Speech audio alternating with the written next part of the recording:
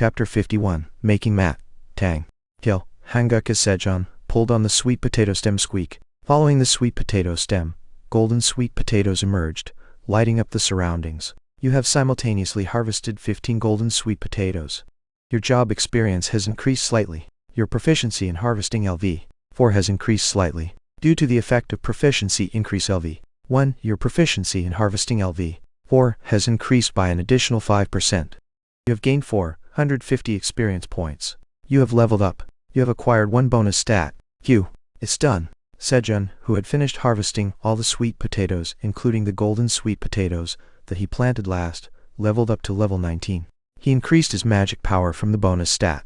His plan was to increase magic power until he unsealed the rain, fall and throw thunder of the rain thunder skill. After all the harvesting was done, Sejong went to the kitchen where he was preparing dinner. The rabbits were already boiling and roasting the harvested potatoes and sweet potatoes while preparing other dishes. Let's have dinner now. Squeak. Yawn. The rabbits, who had been waiting for Sejong's work to finish, started to busily serve food. Just then, quang, quang, a sorrowful cry of Kuan-yi came from outside the cave. Kuan-yi is fighting with his mom because he doesn't want to go home, meow. Theo interpreted Kuan-yi's words. He still hasn't gone home? He said he would eat the potatoes and sweet potatoes and then leave, meow.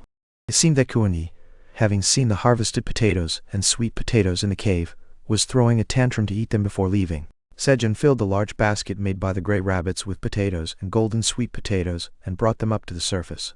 Eat this today and we'll eat again tomorrow. Got it? When Sejong handed the basket to Kuan-yi, growl. Having gotten what he wanted, Kuan-yi nodded at Sejong's words and quickly climbed onto his mom, the crimson giant bear's head.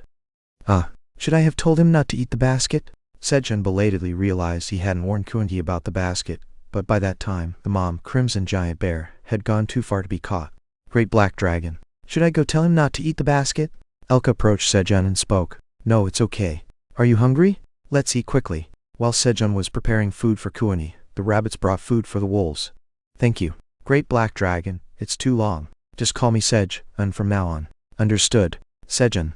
I will enjoy the dinner. After Sejong and the rabbits prepared meals for Kuan-yi and the wolves, finally everyone sat around the kitchen area in a circle for dinner. In front of Sejong and the rabbits were dishes and bowls made by the gray rabbits from woven green onion leaves, filled with food. They originally ate with food placed on top of green onion leaves, but this felt different. Even though it was just made by weaving green onion leaves, it seemed completely different. Snap. I'm hungry, meow. Theo naturally climbed onto Sejong's lap. Let's eat. With Sejong's words, the rabbits began to eat the food in front of them. And then here. This is delicious, meow. Sejong fed Theo, pulling apart grilled fish and putting it in his mouth. At first, Sejong was annoyed when Theo climbed onto his lap, but now, he naturally accepted feeding him grilled fish. Hut. Everything is going according to plan, meow.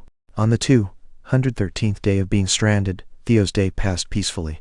As morning came, Kuan-yi stuck his head into the cave. Alright. Sejong got up, added one more stroke to the wall, and started the morning of the 214th day. He quickly washed his face, and breakfast was leftover sweet potatoes from yesterday. Today was going to be as busy as yesterday, if not busier. Because the land was empty after harvesting the crops, new crops had to be planted. So, Sejong and the rabbits had a simple breakfast and started morning farming. Sejong tried to give Theo work again today, but, I can't, meow. Representative Theo is going to utilize his talent, meow. Theo started to pack his bag with magical cherry tomatoes and power sweet potatoes in preparation for the next business trip. Since there were still a few potatoes, it seemed like the amount of harvest that could be sold would come out at the next harvest. Take some detoxifying green onion too. There might be hunters who want it. Got it, meow. Since the detoxifying green onion was overgrown every time the root was divided and replanted, Sejong told him to take 100 detoxifying green onions. Theo didn't think detoxifying green onions would sell, but he packed it anyway because it was Sejong's word. Because Sejong's words were the truth. While Theo was packing, Sejong quickly harvested the cherry tomatoes and took about 10,000 sweet potato stems to plant on the surface. Quang!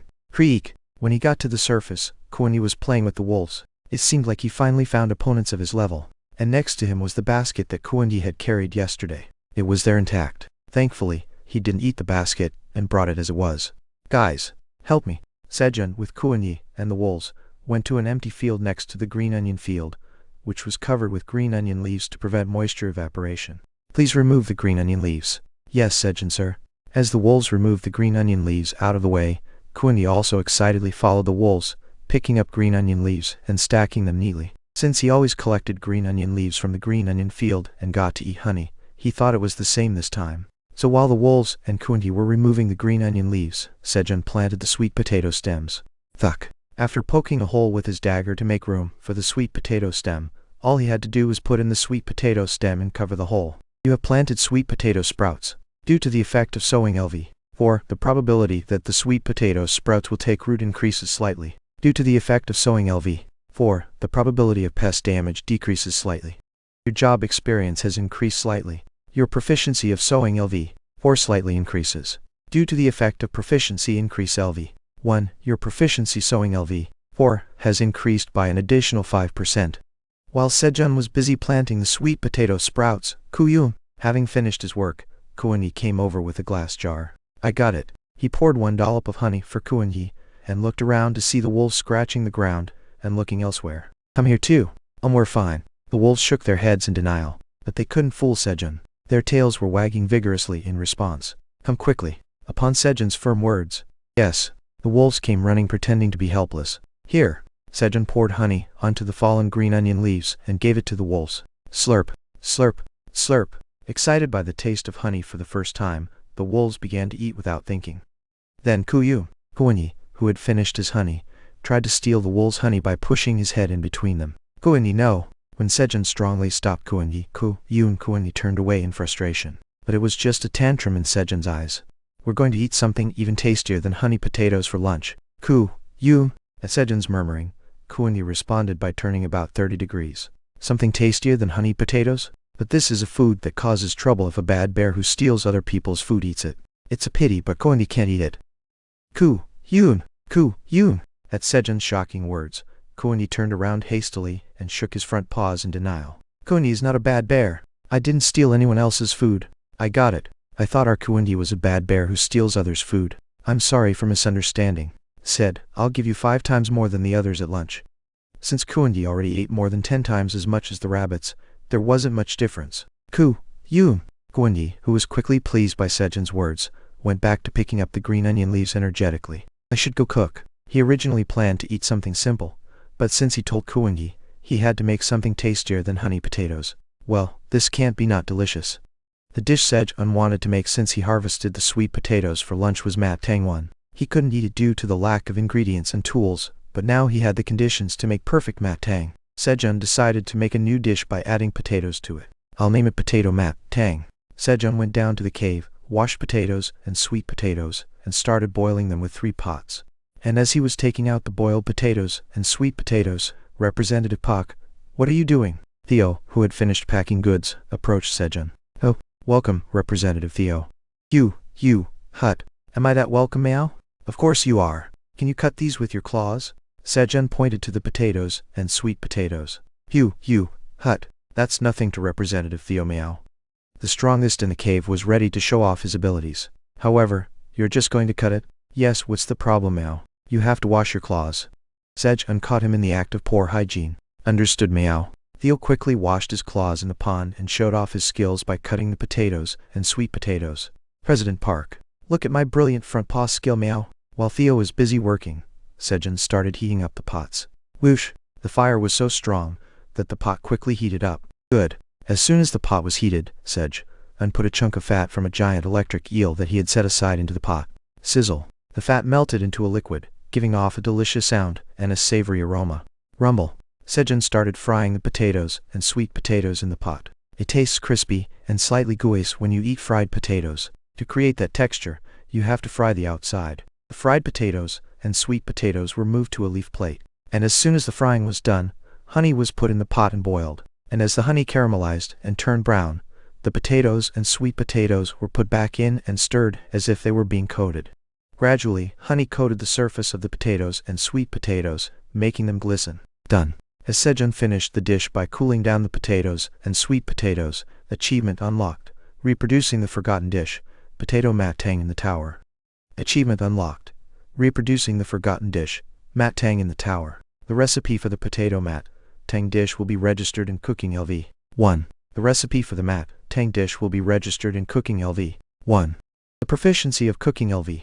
1 greatly increases. The proficiency of Cooking LV. One is filled and your level rises. His cooking skill level increased as he achieved achievements.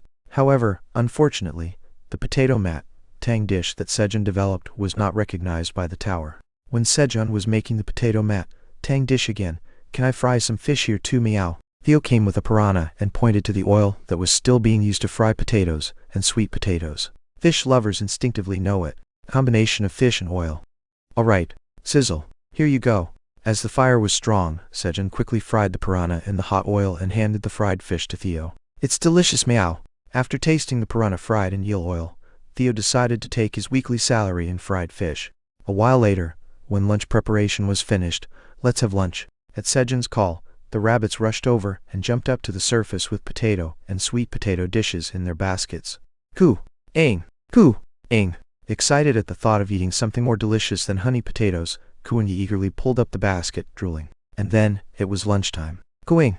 After tasting the potato and sweet potato dish, which was even more delicious than honey potatoes as Sejun said, Kuan-yi did not casually snatch other people's food afterwards. On the 214th day of being stranded, Kuan-yi learned that he should wait to be offered food, not snatch it away. It was a slightly different understanding from Sejun's intention. TL notes, mat tang, Korean sweet potato dish potato mat tang, created by adding normal potatoes in mat tang. One more chapter incoming, chapter 52 TL. Hanguk Aileen was recently engrossed in the fun of feeling the beating of the dragon heart on her own. The dragon heart was beating even if she didn't eat anything. Po! It's beating. Thought it's beating again. Although very slow, it was steadily beating. Although the pulse was too weak to accumulate mana, Aileen was very happy just that the dragon heart was beating. This is all thanks to the amazing human. Anyway, what is the amazing human doing? Aileen Prateni, the great black dragon, need to take care of him. As her thoughts turned to Sejun, Aileen became curious what he was doing. He might have been using potentially dangerous, unidentified items in the meantime. Or he might be eating something delicious alone. No way, I can't forgive that. Eating something delicious without her. The mere thought made her angry. At that time, Achievement, recreation of the forgotten dish, potato mat tang, has been achieved in the tower. Achievement, recreation of the forgotten dish, mat tang, has been achieved in the tower. Heh, he's recreating a new dish for me. That amazing human did something amazing again. I should ask for it right away.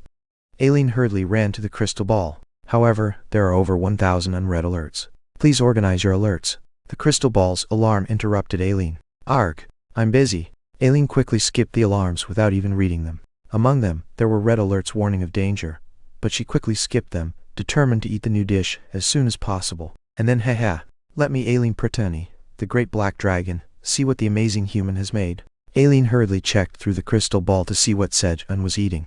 When Sejun's stomach was somewhat full, the tower's administrator has come, drooling at the rumors of the mat tang and potato mat tang. A message from Aileen appeared. You should have answered when I called you earlier. It's all cold now. The tower's administrator says they were busy. Alright, give me a quest. A quest has been generated. Quest, serve the sweet potato dish and potato dish to the tower's administrator. Reward, Aileen eats the food very deliciously. If declined, Aileen will be very disappointed. There are pots covered with lids in the cave. You can take that. With Sejun's words, the quest was completed. The tower's administrator is very grateful for letting her eat something delicious. The tower's administrator says it's so sweet, and she's full of energy. Full of energy? It must be because she ate the power sweet potato and power potato. Sejun and the animals were also overflowing with energy right now.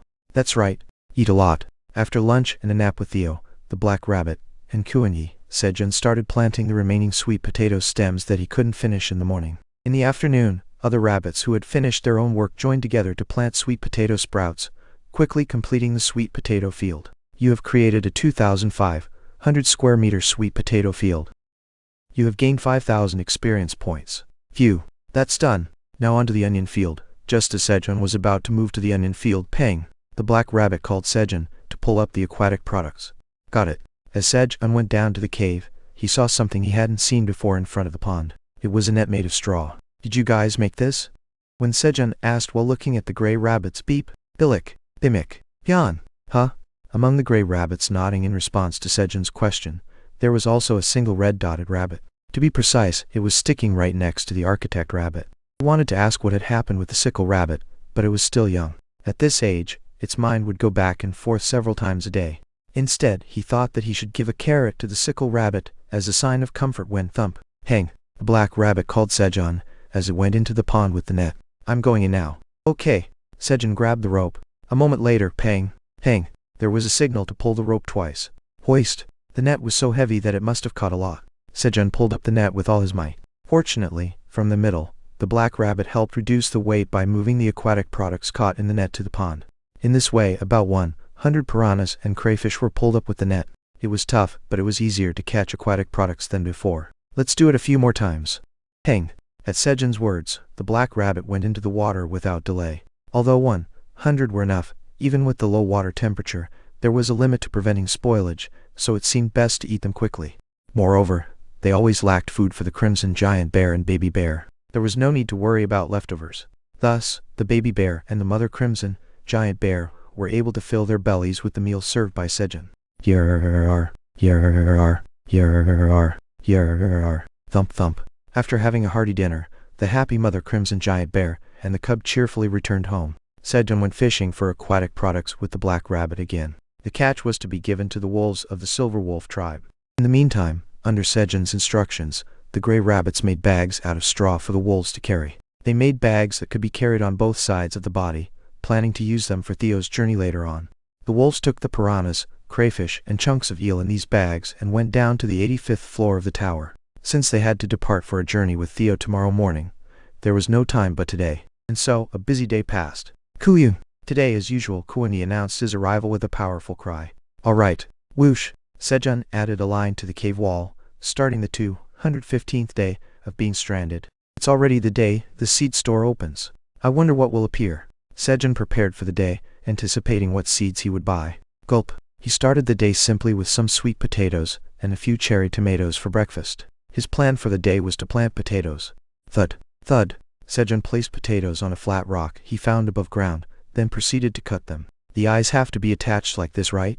Instead of cutting the potatoes into exact quarters, he cut them into 2 to 4 pieces of an appropriate size so the eyes of the potatoes wouldn't be overly concentrated. Previously, when he couldn't communicate with the male rabbit, he couldn't have a conversation, but after he began to understand the male rabbit, he was able to learn more detailed farming knowledge. Sejun scooped the potato seeds he cut into a cross bag made of straw. The gray rabbits were skilled with their hands, so they could make it as similar as possible to the style Sejun wanted. Thus, next to the sweet potato field he planted yesterday, Sejun started planting the potato seeds. Of course, he asked Kuani to clear away the straw covering the empty field.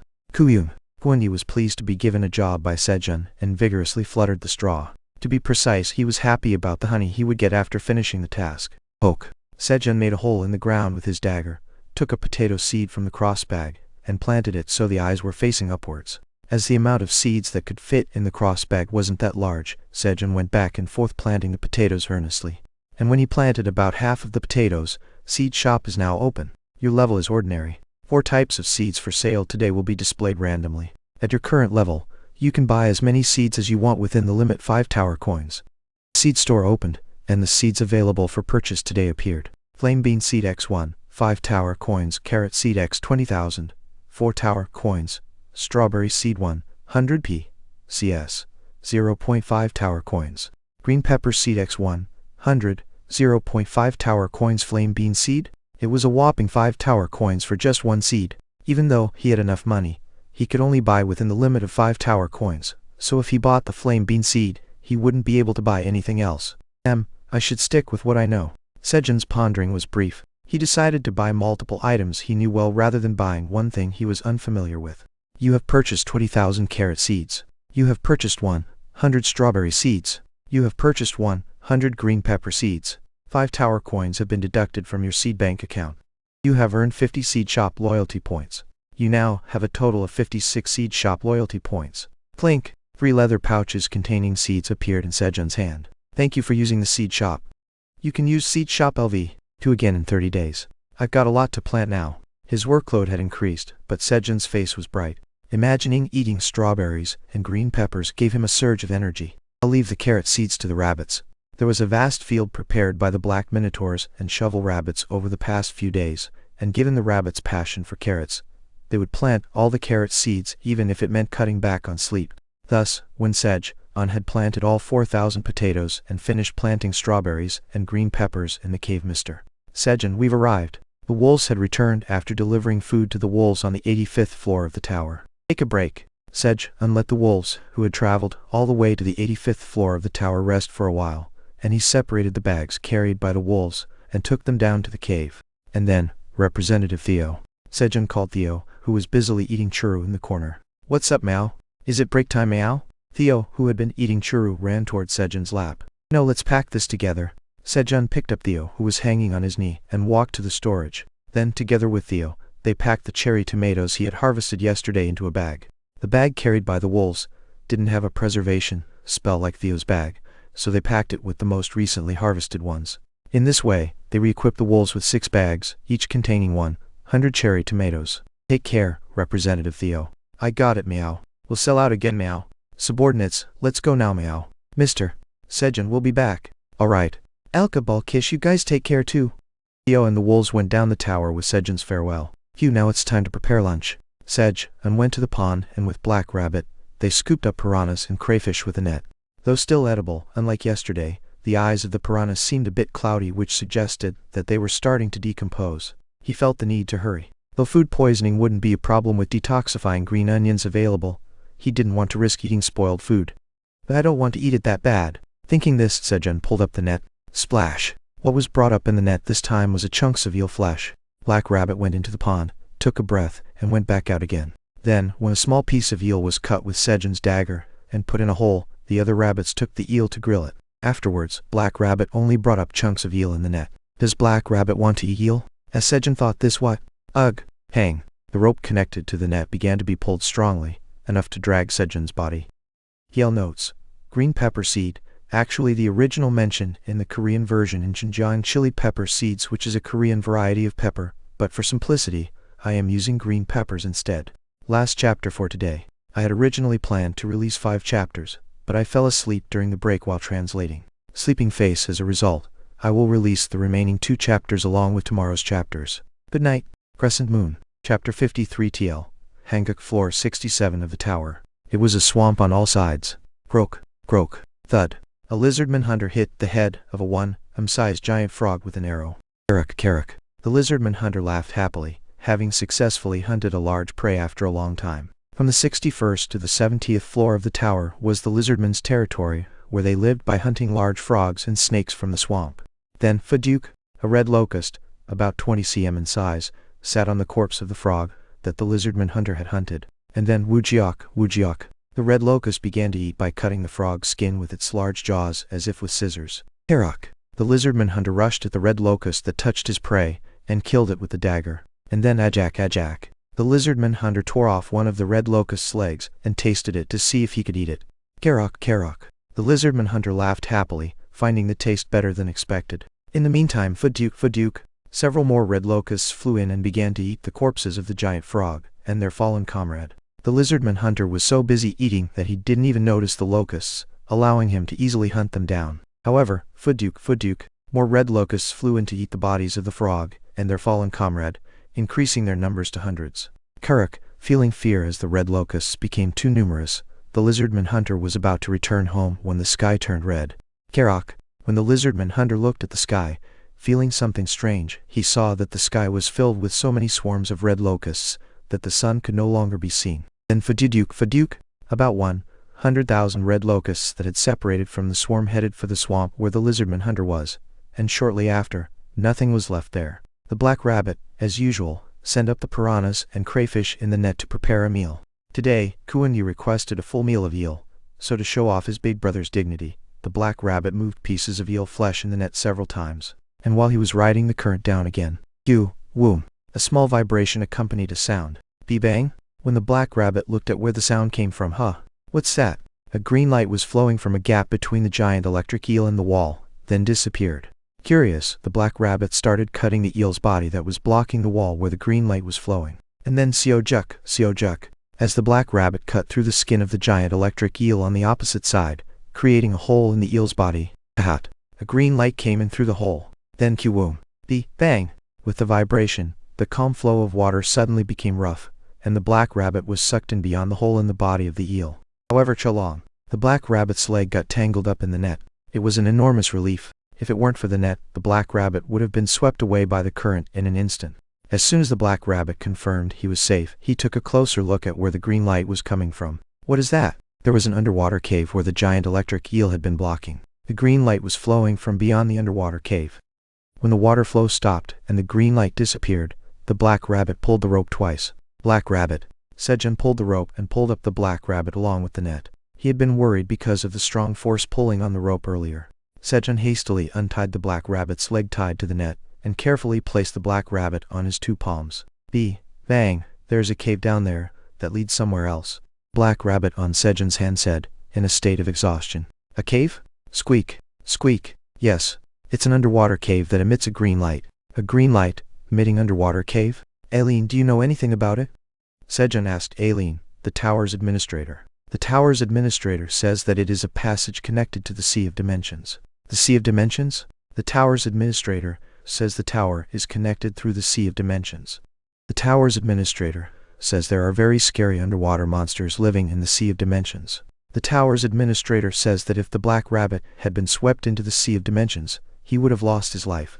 There was such a thing. At Aileen's words, Sejun thought it was fortunate that the black rabbit came back safely. In this way, they ate the seafood that the black rabbit had risked his life to bring back for lunch.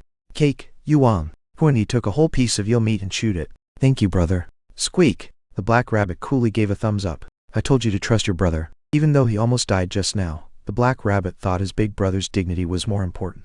After lunch, Sejun increased the proficiency of creating thunderclouds while resting with the black rabbit and Kyondi. And when he came down to harvest the tomatoes in the cave, Chiamban. The pond was filled with underwater monsters. When the body of the giant electric eel blocking the underwater cave disappeared, and the water started flowing properly, they were inflow through the underwater cave connected to the Sea of Dimensions.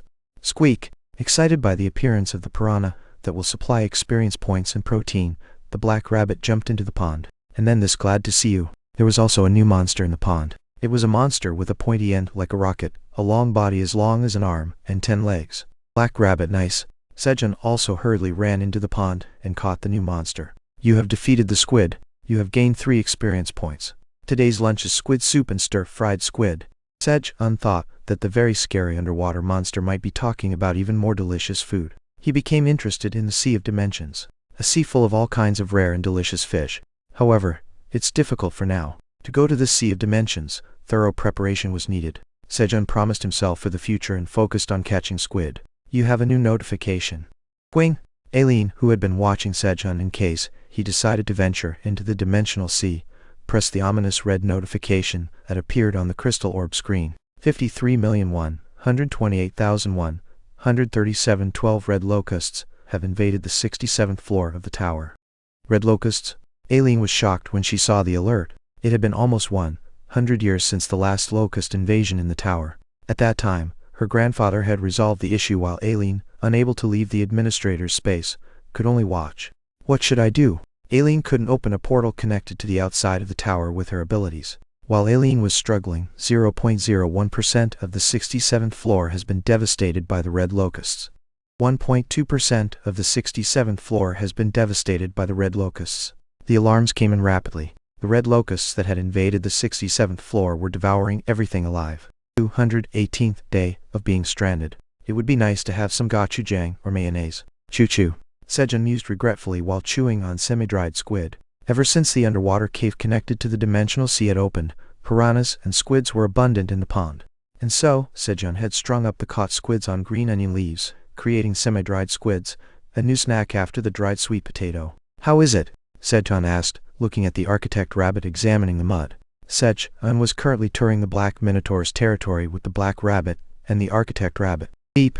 The architect rabbit nodded his head. This is enough. The reason Sejun came all the way to the black minotaur's territory despite being busy with farming was because of the mud. When Sejun had previously visited this place, he had thought about making mud bricks upon seeing the mud, and with the joining of the architect rabbit, he decided to start making the mud bricks in earnest. Good. Sejun filled the brick mold, made by the wood craftsman rabbit, with mud. The wood was procured with the help of Mother Crimson Giant Bear. When Sejun asked Mother Crimson Giant Bear for wood, she brought back 2 logs the next day, each almost as thick as Sejun's body. The inside of the wood was a deep red like blood, which was strange, but the gray rabbit said it was good wood. Sweep after filling the mold and smoothing the overflowing mud, and when the brick mold was removed, clunk, the mud retained its shape, forming a perfect square mud brick. Now all he had to do was dry the mud brick until it hardened. The mud brick was made incredibly easily. Shall we just make about 100,000 for now? Sejun casually mentioned a number that would take tens of days of continuous work to achieve. Of course, he didn't care. He wasn't going to make them himself. There were plenty of spare laborers in the area, rolling mud into their mouths, so he didn't need to do it himself. Sejun made a new deal with the Minotaur King to receive mud bricks in exchange for green onion leaves. As large brick molds for the Black Minotaurs were already being made, they decided to send them with the Black Minotaurs returning after the day's work. What should we make first?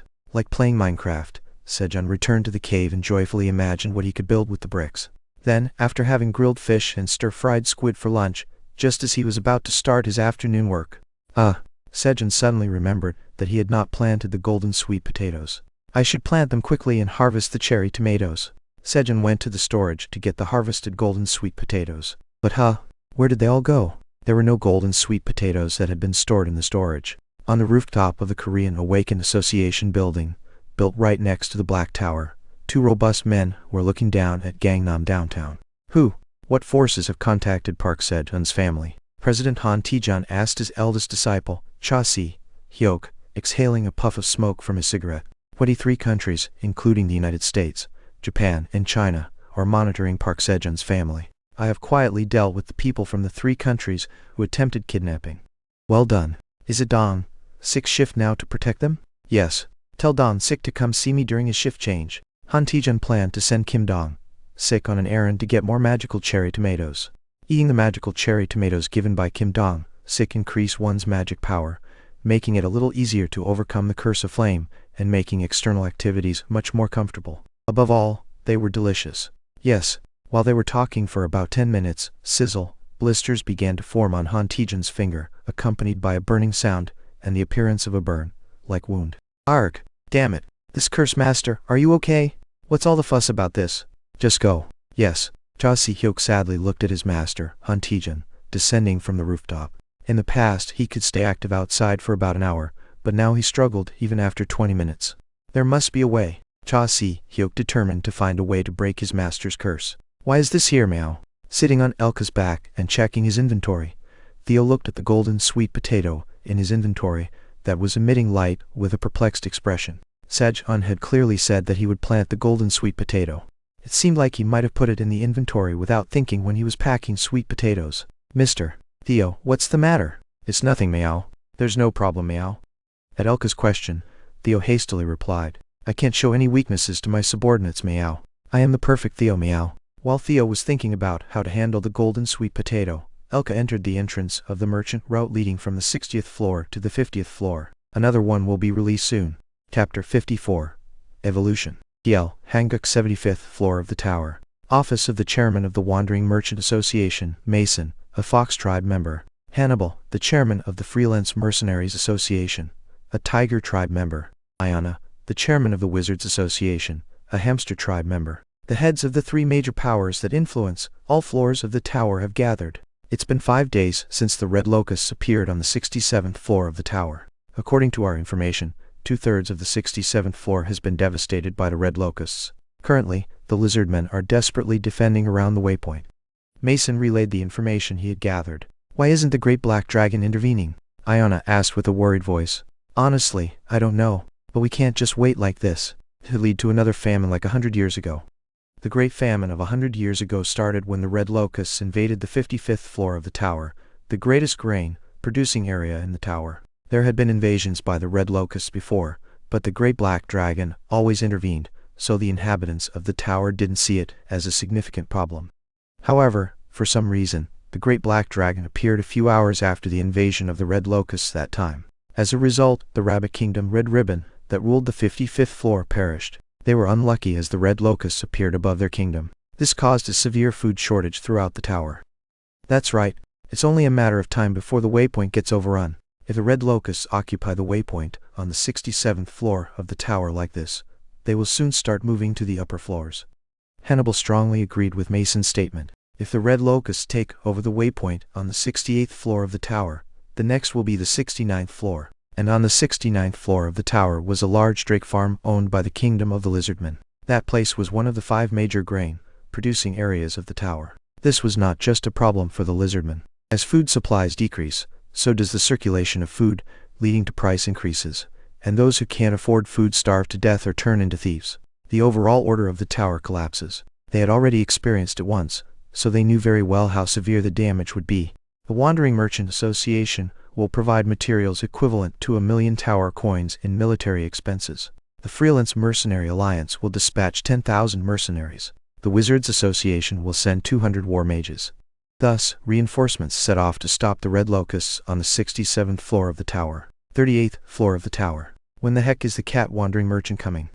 Let's wait a little longer. If he doesn't show up today, we'll leave. 5 hunters were waiting for Theo at a crossroad he would pass before arriving at the trading place. They were kidnappers who aimed to capture Theo and find the location of the farm with the magical cherry tomatoes, as they were selling at a high price recently. At that moment, meow, meow, meow. The sound of Theo's humming could be heard. He's coming. The hunters quickly hid behind the wall. And then, it's time. Just as the hunters were about to pounce towards Theo. Yarrrrrr. How dare you lay hands on Representative Theo? Yarrrrrr. Pitiful fools. Suddenly, 2 silver wolves appeared behind them, slightly exposing their fangs and growling. What the? The hunters were startled by their presence and fainted. Meow, meow, meow. Money is rolling in, meow. Theo took the hunters' thumbs and stamped them on a contract while humming. You, hut. You targeted me, so pay me a lot of money, meow. In Theo's head, there was a formula. The enemy attacking me equals the enemy giving me money. You, hut. Park Sejun said my life is worth 10,000 tower coins, meow. You guys get 10,000 tower coins when they wake up here, meow. Theo planned to collect all the money that Sejun had valued his life at from the hunters. Yes, Theo left the hunters to the wolves and moved the cherry tomatoes that were in the wolves' bags to his bag. He made room in the bag by eating some food as he traveled. Well then, I'll be off, meow. Theo moved to the trading place. Day 220 of being stranded. Yumio. Finally, the completed mud bricks started to be delivered near Sejun's cave. Beep. Yumio. Whenever the architect Grey Rabbit indicated where to place the bricks, black minotaurs placed the bricks there. And then, swoosh, Sejun and the Grey Rabbits smeared mud around the bricks, filling the gaps between them. In no time the floor of the house, about 30 square meters, was completed. And in between, they placed bricks and covered them completely with bricks. The first layer of bricks at the bottom was a space for making fire. Sejun made an Ondal Korean floor heating system in the house. One might question why an Ondal is necessary in a place that's not too cold, but with an Ondal, you can remove the humidity inside the house and feel extremely refreshed after sweating it out on days when you feel sluggish. When they stacked a few more layers of bricks, the house was completed up to Sejun's waist height. However, there was one creature that looked at it with dissatisfaction. Kuum. It was Kuundi. The entrance of the house was too narrow for Kuundi to enter. Dad doesn't even consider me. I want to shrink and go into the house too. As Kuundi was feeling sad. Swoosh! Kuundi's wish came true and his body started to shrink. Kuum? Kuundi looked at his shrinking body. And then Kuum. Kuundi, who was excited, ran toward Sejun and threw himself. Dad, I've shrunk. However, thump. Cough. Sejun felt like he was hit by a large truck and flew into the green onion field. Kuundi had shrunk in size, but his weight remained the same. If the leeks hadn't absorbed the shock, he would have been thrown much farther. Thud. Thud. Sejun, who seemed to have momentarily visited the afterlife, opened his eyes feeling a bit faint. Kuing! Kuundi was happy to see Sejun open his eyes. What happened to you? Sejun asked, looking at the shrunken Kuundi. He had become as small as when Sejun first saw him. Kuing! I don't know. I just became smaller. At that moment, huh? Sejun saw the change in the name above Kuundi's head. Crimson Giant Honey Bear. Kuundi had evolved into a honey bear. Can't you grow back again? Sejun asked anxiously. He had a hunch that if Kuundi couldn't grow back, he might get scolded by the mother Crimson Giant Bear, who might ask what he had done to her child. Could it lead to his death? Kuundi shook his head and returned to his original size. No, he grew to 5, becoming bigger than before. Kuundi had unconsciously shrunk because he wanted to stay with Sejun and wished to become smaller. Wow! Sejun marveled at Kuundi, who could freely adjust his size. Huh? Then Sejun realized the seriousness of the situation. The storage in the cave. Until now, it had been safe because Kuundi couldn't enter the cave, but if Kuundi started coming in and out of the cave, the stored crops would be at risk. Black Rabbit. As Sejun looked down at the cave and called for the Black Rabbit, Peep Yang. The Black Rabbit, who had been hunting enthusiastically in the pond, came up to the ground. From now on, stay with Kuundi. Got it. Peep Yang. Kuing. At Sejun's words, they responded energetically and ran off joyfully. Where are they going? Sejun meant that Black Rabbit should keep an eye on Kuundi, but they took it as permission to play together. So, after assigning the Black Rabbit to watch Kuundi, Sejun went down to the cave to prepare lunch. Today's menu was spicy stir-fried squid. When Sejun went down to the cave, there were already 30 squids, caught and cleaned by the black rabbit, waiting in the pond. As always, the black rabbit was reliable. Swish, swish, Sejun cut the squid into bite-sized pieces. And when he heated the pot and put in the last piece of eel fat, that melted, turning into oil and releasing a savory smell. Chop, chop, chop. Sejun began to make onion oil by cutting up spring onions and frying them in the oil. Then, when the onion flavor had permeated the oil, he added the cleaned squid and stir-fried it together. After about 10 minutes of stir-frying, as the squid cooked and turned white, he added chili powder and other seasonings, and carrots to stir-fry together. A little while later, you have made spicy stir-fried squid. Your cooking LV2 proficiency has increased slightly. Due to the proficiency increase LV1, your cooking LV2 proficiency increases by an additional 5%. The recipe for spicy stir-fried squid is registered in cooking LV2. The spicy dish wasn't for the white and gray rabbits who couldn't handle spicy food, so they were served with boiled squid seasoned with salt, while Sejun, the black rabbit, and Kundi ate the spicy stir-fried squid together. Aileen, do you want some? Aileen had been unresponsive for some time now. What's going on? Just as Sejun was worried about Aileen ppk comb. After finishing their meal, the black rabbit and Kundi came to take a nap. Having grown small enough to climb on Sejun's lap, Kundi took over Sejun's lap along with the black rabbit. He along. They fell asleep in no time, and when rest time was over, Sejun's leg had gone numb under Kundi's weight, and he couldn't move for a while. Humans, I have arrived, meow. Theo, who was planning to earn 10,000 tower coins, appeared in the trading place with a cheerful voice. However, why are there so few, meow? Fewer hunters were waiting than he expected, about 30 people. Just as Theo's good mood was about to turn sour, Theo, wait a minute. Yeah, our team members are coming. They'll be here in about 10 minutes. How dare you make the deadly yellow cat, Theo, wait, meow. I will wait exactly 1 hour, meow. Oh, okay. Despite being angry, Theo was generous enough to wait for an hour. Yeah, it's me. Hurry up. Theo is here. The hunters hurriedly contacted their colleagues, who had gone hunting nearby through their hunter phones. As more and more hunters continued to wait here, the representatives of each team discussed among themselves and decided to set up a camp here. It was a waste of time to just wait, so 1-2 members of each team stayed here to rest and wait for Theo, while the rest of the hunters went hunting. After a while, the hunters who had gone hunting returned. Then nearly 300 hunters gathered to trade. The auction was also attended by the Royal Knights Guild and the Wizard Guild, both hot on the heels of the Phoenix Guild. There are a lot of hunters, Leon commented as he looked at the gathered hunters. Thanks to Theo waiting for an hour, Leon, who was doing the antidote quest on the 36th floor, was also able to participate. Ever since he brought home the magical cherry tomato, his wife's attitude towards him had changed significantly, so he was determined to secure this item no matter what. Hut. There are many customers, meow. Theo laughed when he saw 300 hunters. And then, today, I will sell a total of 6,000 C-grade magical cherry tomatoes, 500 each, through the auction, meow. What? C-grade? The hunters were excited by Theo's words. It had been a month since the D-grade magical cherry tomatoes were released. Just as the research results about the effects of the D-grade magical cherry tomatoes began to come out, people were surprised by their amazing efficacy. And now C-grade? 350 tower coins for 500 pieces, without even checking the options? Leon called out the price without even looking at the options. He intended to hurry and secure the bid, and then return to the quest. Thus, the auction for the magical cherry tomatoes began at 0.7 tower coins per piece. And then 500 pieces are sold for 600 tower coins, meow. The first auction ended with Leon buying the magical cherry tomatoes at a price of 1.2 tower coins each. Here they are, meow. Leon received the C-grade magical cherry tomatoes that Theo handed over and checked the options. Huh? Leon's eyes widened at the option that increased magic power by 0.5. Not 0.3, but 0.5. If you eat 10 pieces, your magic power increases by 5. In Leon's mind, an A-grade item, the venomous spider's sharp fang sword, which he had stored in the warehouse due to usage restrictions because he was short of 5 magic, came to mind. If he could equip the venomous spider's sharp fang sword, his hunting speed would be 3 times faster than it is now. I will buy all the rest. 650 tower coins for 500 pieces. Leon changed his mind about winning the auction just once and participated in the auction again. And the hunters, who were sure after seeing Leon's changed attitude, after seeing the options of the C-grade magical cherry tomatoes, also actively participated in the auction, earning Theo 8,900 tower coins through the auction. After the auction was over and the hunters were about to go hunting again, I have one more item to sell today, meow. It's the detoxifying green onion. Meow. Theo took out the detoxifying green onion from his bag with an unconfident voice. One more releasing soon. Rocket. Chapter 55. A Perfect Crime. Yell. Hanguk detoxifying green onion. Leon's head quickly turned, as he was rushing down to the first floor of the tower to get the venomous spider's sharp-fanged sword from the guild warehouse. The same was true for the other hunters. What?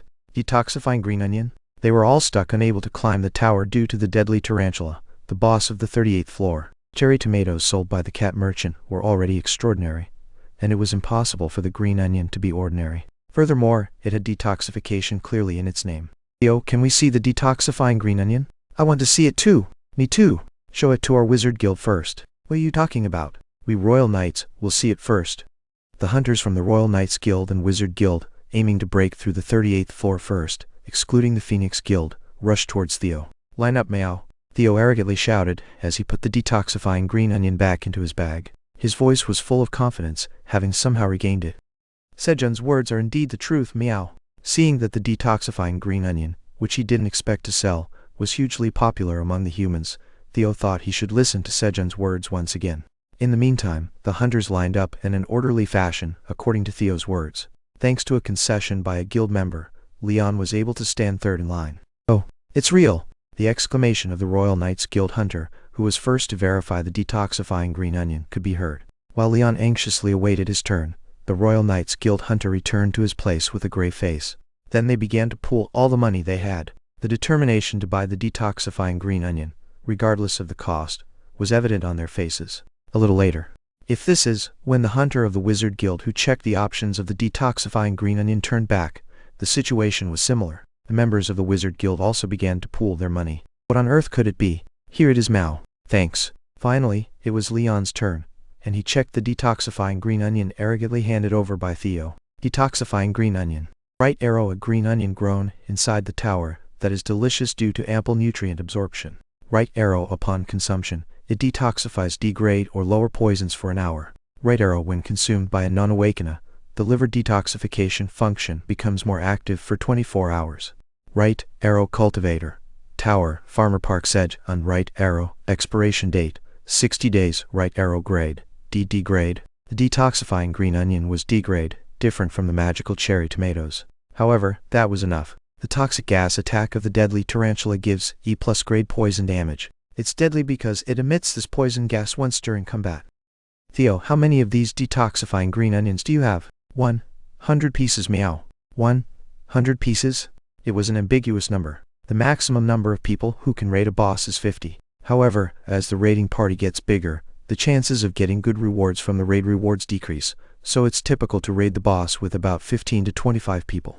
And boss raids usually take more than 3 hours. If we consider the full force of the Royal Knights Guild and the Wizard Guild, it would take about 20 people to take down the boss. This means that they would need at least 60 detoxifying green onions to defeat the boss on the 38th floor of the tower.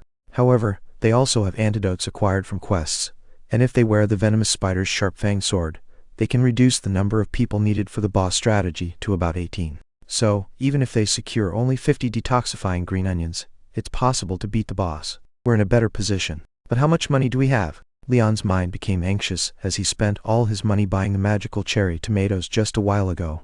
Jeffrey, gather up the money from the guild members here. Yes. Leon gave an order to the leader of Team 1 and contacted Deputy Guildmaster Catherine via his hunter phone to quickly send up the venomous spider's sharp-fanged sword. Leon's hunter phone was an expensive model that cost 500 million each, and it was able to communicate with the first floor through a special receiver installed at the guild headquarters. Today, our Phoenix Guild will raid the boss on the 38th floor. As Leon was preparing himself, I will now start the auction, meow. I will sell the detoxifying green onions in sets of 10, meow. As Theo announced the start of the auction, 50 tower coins for 10, 60 tower coins for 10, 70 tower coins for 10. The hunters from the Royal Knights Guild and the Wizard Guild started to aggressively bid, and the price of the detoxifying green onions began to soar. 130 tower coins for 10, 131 tower coins for 10, 132 tower coins for 10. The auction was fiercely contested without an inch of concession. And then 155 tower coins for 10. With Leon's shout, the first set of detoxifying green onions went to the Phoenix Guild. Great. The following 3 auctions also went to the Phoenix Guild for 157, 162, and 170 tower coins. Just one more successful bid. However, 130 tower coins for 10, 131 tower coins for 10 pieces for. Just as Leon was about to bid, the leader of Team 1 urgently stopped him. Jeffrey, what's wrong? Guildmaster, we are short of money. Due to the rival guilds continuously raising the price, the Phoenix Guild, who had won at a high price, did not have much money left. 132 tower coins for 10. It's sold, meow. 135 tower coins for 10. It's sold, meow. In this way, the Royal Knights Guild and the Wizard Guild each won 30 of the remaining 60 detoxifying green onions from the money that the Phoenix Guild had. Darn it, Leon regretted that he should have bought less magical cherry tomatoes, but nothing could be changed. While Leon was blaming himself, anyone who wants to take a picture with me, line up. Theo started his side job, with the magical cherry tomatoes and the detoxifying green onions selling at high prices this time. Theo, in a good mood, offered excellent service to the female hunters and ended photo time. Phew, I've gained 100 churro and 50 of what Sejun likes. I've secured 50 hours for President Theo's time. Theo happily put the rewards of his side job into his bag, and he looked around. But why can't I see Kim Dong-sik? As Theo, who had an issue to sort out with Kim Dong-sik, was looking around for him. Guildmaster, I brought the equipment. Thank you, leader of the 5th team. Kim Dong-sik, the leader of the 5th team, had brought the equipment that Leon had requested. Then I have something to see to. After ending his conversation with Leon, Kim Dong-sik hurried over to Theo. Kim Dong-sik, why are you so late? I've been looking for you. Theo was furious, stomping his feet. Today, he couldn't go on without Kim Dong-sik. I'm sorry, but I had a reason. Kim Dong-sik explained that he was escorting Sejun's family, and gave a brief of the situation outside. Is that really true? Is President Park's family in danger? Don't worry, we are protecting them well. More importantly, do you have the answer to my suggestion? That's right, President Park agreed. Theo showed Kim Dong-sik 200 magical cherry tomatoes, 10 detoxifying green onions, and 15 golden sweet potatoes from his bag. These 200 magical cherry tomatoes are prepaid for 3 months, and he said he would give the other crops cheaply. Especially, this one is really good. Theo placed the golden sweet potatoes where Kim Dong-sik could see them clearly and spoke. If Dong-sik takes these, no one will know my mistake, meow. Theo was planning a perfect crime. What is this? Dong-sik checked the option of the golden sweet potato and the detoxifying green onions. As he had arrived late, he knew nothing about the detoxifying green onions. What is this? The detoxifying green onions were absolutely necessary to capture the boss of the 38th floor of the tower, and the fire resistance effect of the golden sweet potato could temporarily solve the curse of his master. I'll buy them all. I knew you would, Mao. A good choice, Mao. Theo, who had been anxiously waiting for Kim Dong-sik's response, spoke with relief. Each detoxifying green onion and golden sweet potato are 7 tower coins, meow. Really? The detoxifying green onion is D grade, and the golden sweet potato is C grade, but they are the same price? Kim Dong-sik was surprised at the extraordinary price. That's right, I'm only giving it this cheap this time, meow. Theo, who had to destroy the evidence, sold the son's sweet potato cheaply. Okay. Kim Dong-sik willingly paid 175 tower coins. Then see you next time, meow. Theo hurriedly disappeared. It was to check if the people who were to give him his reward were well. Goodbye. Kim Dong-sik waved his hand at Theo, leaving with a bright smile. With this, I should be able to get at least 3 torture prevention passes from the master. Both Theo and Kim Dong-sik seemed to be in a similar situation. After finishing the deal with Theo and turning around, leader of the 5th team, Leon called out to Kim Dong-sik, who was holding the detoxifying green onion in his right hand, with a powerful gaze. And that day, the Phoenix Guild officially became the world's first to attack the 38th floor of the tower. Kim Dong-sik, who made a great contribution to the attack, was promoted to the leader of the 3rd team.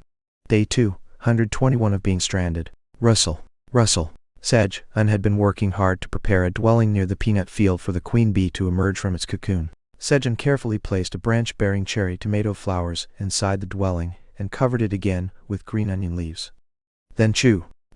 He quietly waited while chewing on semi-dried squid. Today, he stopped all activities, both building a house and farming on the surface, and made sure no one came around. This was because the queen bee would recognize the first creature it sees after birth as its master. As the afternoon came, buzz, a faint sound of flapping wings could be heard from under the green onion leaves. Is it awake? When Sejun carefully opened the leaves, his eyes met those of the queen bee. You have successfully nurtured the queen bee's cocoon. You have successfully made the newly born queen bee recognize you as its master. Your beekeeping LV3 proficiency has increased slightly. Buzz. Buzz. The newly born queen bee rubbed its body against Sejun to show affection, then went back to its dwelling and started to suck the nectar from the flowers. Eat a lot. Sejun covered the dwelling with a leaf again and went down to the cave. You can go up now. Squeak. Pa. Upon Sejun's words, the rabbits, who had a lot of work to do on the surface, hurriedly went up. Then they went to the golden sweet potato field. If they hadn't planted the golden sweet potato vines in advance, the seeds would have disappeared. Theo must have taken them. Sejun pointed to Theo as the culprit. At that time, Kuan-Yi couldn't come down to the cave, so there was no other animal that could cause trouble. Moreover, the yellow fur scattered around the spot where the golden sweet potatoes had been solidified Sejun's suspicion. Just you wait. As Sejun was pondering how to deal with Theo. Splash! Squeak! The black rabbit and Kuan-Yi, busy hunting in the pond, came into view. Sejun's worry that Kuan-Yi would aim for the storage was unfounded. Kuan-Yi, a beast in its own right, preferred to eat what it hunted, except for honey. Thanks to that, Kuan-Yi started to catch and eat prey in the pond right away, eliminating the need to move it to the surface. This reduced Sejun's workload and made things easier. Floor 75 of the tower. Theo arrived at the shopping district. The hunters caught on the 38th floor had no money. So, he instructed them to earn money as he had a contract, and let them go. He couldn't carry humans around, so he planned to ask Sejun what to do in such cases. President Park will surely know how to get money from humans, meow. With that, he passed the problem of the hunters on to Sejun. Meow meow meow. And humming a tune happily, thinking he had completely erased the traces of his mistake, Theo strolled through the shopping district. I'm a fantastic wandering merchant, meow. With the money earned from selling magical cherry tomatoes and detoxifying green onions, he had a whopping 10,575 tower coins. Theo was filled with pride from his tremendous sales, and his shoulders were filled with incredible strength. But since he usually traveled unnoticed due to his size, no one saw him. Fortunately, the wolves were following Theo, so the merchants made way for him. Then what's this, meow? There was a group blocking Theo's path. No, it was a small hamster. Don't you know who I am? Step aside. The chairman of the Wizards Association, Hamster Iona, said to Theo. And do you know who I am, meow? Theo looked at Elka with eyes full of expectation, as if asking her to speak about him. That's all for today. Enjoy. Smiling face with smiling eyes. Good night. Crescent Moon. Chapter 56. Giving advice on troubles. Hanguk tweet tweet. Iona was humming a tune as she strolled through the shopping district. She was in a great mood as she was shopping for necessities in the shopping district for the first time in a while. On her way back after a delightful shopping, meow meow meow, a yellow cat came strutting towards her, a sense of pride in its gait. And what's this, meow? A cat, despite being an intermediate wandering merchant, fearlessly blocked her path. Don't you know who I am? Step aside. And you, do you know who I am, meow? Elka, watching the two tiny creatures assert their own importance, found the situation amusing. Just then Elka noticed a small, staff-like red-colored wooden stick strapped to the cute hamster's back. At the end of the staff was a black gem, ominous in its appearance, covered in densely engraved golden letters. Is that the Staff of Disaster? The Staff of Disaster was a legendary item, one of only 3 in the tower. It was the signature weapon of Iona, the head of the Wizards Association, known as the Destructive Wizard. Could that hamster be? As Elka was taken aback, Theo gave him a hint to quickly explain who he was. What should I do? On one hand, there was the follower of the Great Black Dragon, and on the other, there was the destructive magician Iona. Both were formidable beings. Slurp, slurp. Caught between two giant beings, Elka awkwardly licked his lips. From an outsider's perspective, it looked like a giant wolf licking its lips at the sight of a tiny cat and hamster, but in reality, the Silver Wolf tribe's chief, Elka, was feeling quite anxious. Miss Iona, Theo here is a follower of the Great Black Dragon. Elka quickly disclosed Theo's identity, hoping to prevent Iona from attacking Theo. The destructive wizard Iona. It was known that with one blast of her magic, she could obliterate a mountain and create a river. If Iona were to impulsively attack Theo, he would be dead on the spot. Silver Wolf Tribe, is this true? If it's a lie, all of you will not be able to escape death for the crime of impersonating the Great Black Dragon's name. I swear upon my tribe that it is not a lie. As Iona began to intensely scrutinize Elka to verify the truth, stop tormenting my subordinate, meow. Talk to me, meow. Theo boldly stepped forward. Then prove that you really are a follower of the Great Black Dragon. How so, meow? If you truly are a follower of the Great Black Dragon, then take me to him. Iona intended to ask the Great Black Dragon to solve the problem of the red locusts that had invaded the 67th floor of the tower. However, for free, meow? Theo spoke as if it was out of the question. He had the merchant's intuition that he couldn't just accept it. What do you want? For now, there are things to buy here and Iona should pay for them all, meow. Okay. Ayana was taken aback by Theo's response and answered. She had thought he would say something significant, but he was just talking about trivial things. Ayana looked at Theo strangely and joined the group. Theo went to a different general store, not the one he had been to before. If the owner, an intermediate wandering merchant, recognized him and gave him things for free, it wouldn't be rewarding to receive payment from Ayana. Theo entered the general store and began to select items to buy. The items that Sejun had asked for were 3 large pots, a frying pan, and 10 glass bottles. But today, since he would be spending Ayana's money, he added 90 glass bottles and a straw hat similar to Sejun's, filled with a little personal touch. That will be a total of 21.1 tower coins. Here, as Ayana was about to pay, give me a discount, meow. Theo started to haggle 3 times. When buying goods, he always followed Sejun's instructions to haggle 3 times. Theo was a cat with zero flexibility when it came to Sejun's instructions. Alright, then, I will give it to you for 13 tower coins. Hurry up and pay, meow. After haggling 3 times, Theo said to Ayana, "What's with that cat?" She had expected him to ask for something grand, but he was demanding something trivial.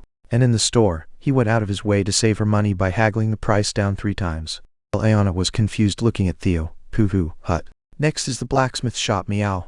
Wearing the straw hat he had just purchased, and in high spirits, Theo led the way to the blacksmith shop. Fortunately, when they arrived at the blacksmith shop, it was a different clerk, not the one who had let him draw for free last time. Give me a discount, meow. This time as well, Theo haggled 3 times and made Ayana pay 12.5 tower coins for the equipment draw cost. Then, Theo started to examine the items at the draw corner. Should I help? Seeing Theo quietly closing his eyes with his front paws outstretched, Ayana asked. As a wizard, Ayana could obviously use appraisal magic, and she wanted to repay Theo, who had somewhat saved her money. However, Theo did not answer and continued to focus. Just then thump. Theo grabbed an item. It was a small ring. There was nothing attractive, so he grabbed the most appealing thing. I will appraise it for you. Having been ignored once, Ayana offered her help again. But it's okay, meow. Theo refused. His whiskers trembled. He had a sense of crisis that if he had this appraised, and took it back, he might earn the dislike of a terrifying being. Ugh, fine. You don't need my help? Instead, he ended up receiving the dislike of a slightly less terrifying being. King. The wolves followed the two with nervous hearts. Kuang. Shake, shake. Now able to freely adjust his size, Kuani entered the cave, shook Sejun awake. Huani, you're here? Sejun opened his eyes, added one more line on the wall, and began the 224th day morning. Kuang, Kuang. Huandi carried a honey-filled glass jar, following Sejun closely, pestering him to give him honey quickly. Alright. Click. Sejun opened the jar of honey, and poured 1 dollop of honey onto Kuandi's front paw. Slurp, slurp. As Kuandi eagerly licked the honey, Sejun returned the glass jar to its original place. There were 3 more jars full of honey there. Now that the number of poisonous honeybees exceeded 1,000, the daily production of honey was about 1.5 jars. Sejun washed his face in the pond and had breakfast with the rabbits. Today, as there were no special tasks, he ate his breakfast leisurely. The brick house was almost completed by the architect rabbit and the black minotaurs, and the crops were growing well. As usual, Sejun began his morning farming by harvesting cherry tomatoes. Snip. You have harvested 15 magical cherry tomatoes at once. Your job experience increases slightly. Your harvesting LV4 proficiency increases slightly. Due to the effect of proficiency increase LV1, the proficiency of harvesting LV4 increases an additional 5%. You gain 450 experience points. As Sejun brought the cut cherry tomato branches to the front of the storage. Pop, pop, pop. The little rabbits, who were now completely used to farm work, removed the cherry tomatoes from the branches and stored them in the storage. And they tied up the useless cherry tomato branches and sent them to the surface. The cherry tomato branches would end up in the stomach of the black minotaur, along with the green onion leaves. Phew, finally done. Although the cherry tomato field was now close to 1,000 square meters, Sejun's body was different from before, so the time it took to finish was similar to before. After finishing the cherry tomato harvest, Sejun went up to the surface. Just then, yellow flowers bloomed in the peanut field. Buzz, buzz, the poisonous honey bees were busily gathering to suck the nectar from the peanut flowers. It seemed like peanuts would be available soon. Haha. Feeling happy about the prospect of new food, Sejun hummed a song and headed to the green onion field. Wow, it's like a forest now. The green onion field, which had been divided and planted every time the roots divided, was now over 2,000 square meters. Snip, snip. Although he could hear the sound of the mother rabbit and the sickle rabbit diligently cutting the green onions, the lush green onion leaves made it hard to see where they were. If the green onion field continued to grow like this, it seemed like there might be rabbits getting lost in Sejun's green onion field, just like people getting lost in cornfields in America. But this is not the time. Sejun hurried to join in the green onion field and began to cut the green onion leaves. Snip, snip. How much time had passed like this? Squeak! The black rabbit called Sejun. It's time for lunch. Before he knew it, the mother rabbit had gone down to the cave and prepared a meal with the gray rabbits, and brought it up to the surface. The menu was steamed potatoes, roasted sweet potatoes, and grilled fish. I'm full. Sejun, who had a full lunch, brewed coffee in his tumbler and sat down beyond Kate Kuyu. The black rabbit and Kuenyi came to Sejun's side to take a nap. Kuenyi transformed, fearing that he would have a hard time later because he was fascinated by the small size, and let it sat on his lap, Sejun said with a stern expression. Kuenyi, who wanted to sleep on Sejun's lap with the black rabbit, was disappointed and increased his size to sleep against Sejun's back. Yeon, Kuyen, listening to the snoring of the black rabbit and Kuenyi, Sejun used the Create Thundercloud skill to make shade and move the clouds here and there to increase his proficiency. Your proficiency in Create Thundercloud has increased slightly. While he was raising the proficiency of creating Thundercloud, the tower's administrator requests something spicy to eat. A quest has been generated. Quest: serve spicy food to the depressed alien. Reward: decrease in alien's depression rejection. Alien in extreme depression transforms into dark mode. Alien, who had not answered for a while, started talking. Open up. Alien blew mana into the portal in the administrator's area and shouted. However, it was impossible to activate the portal with Alien's tiny mana. Arg! Alien tried, even after eating dozens of magical cherry tomatoes at once, but it was no use. They were just delicious.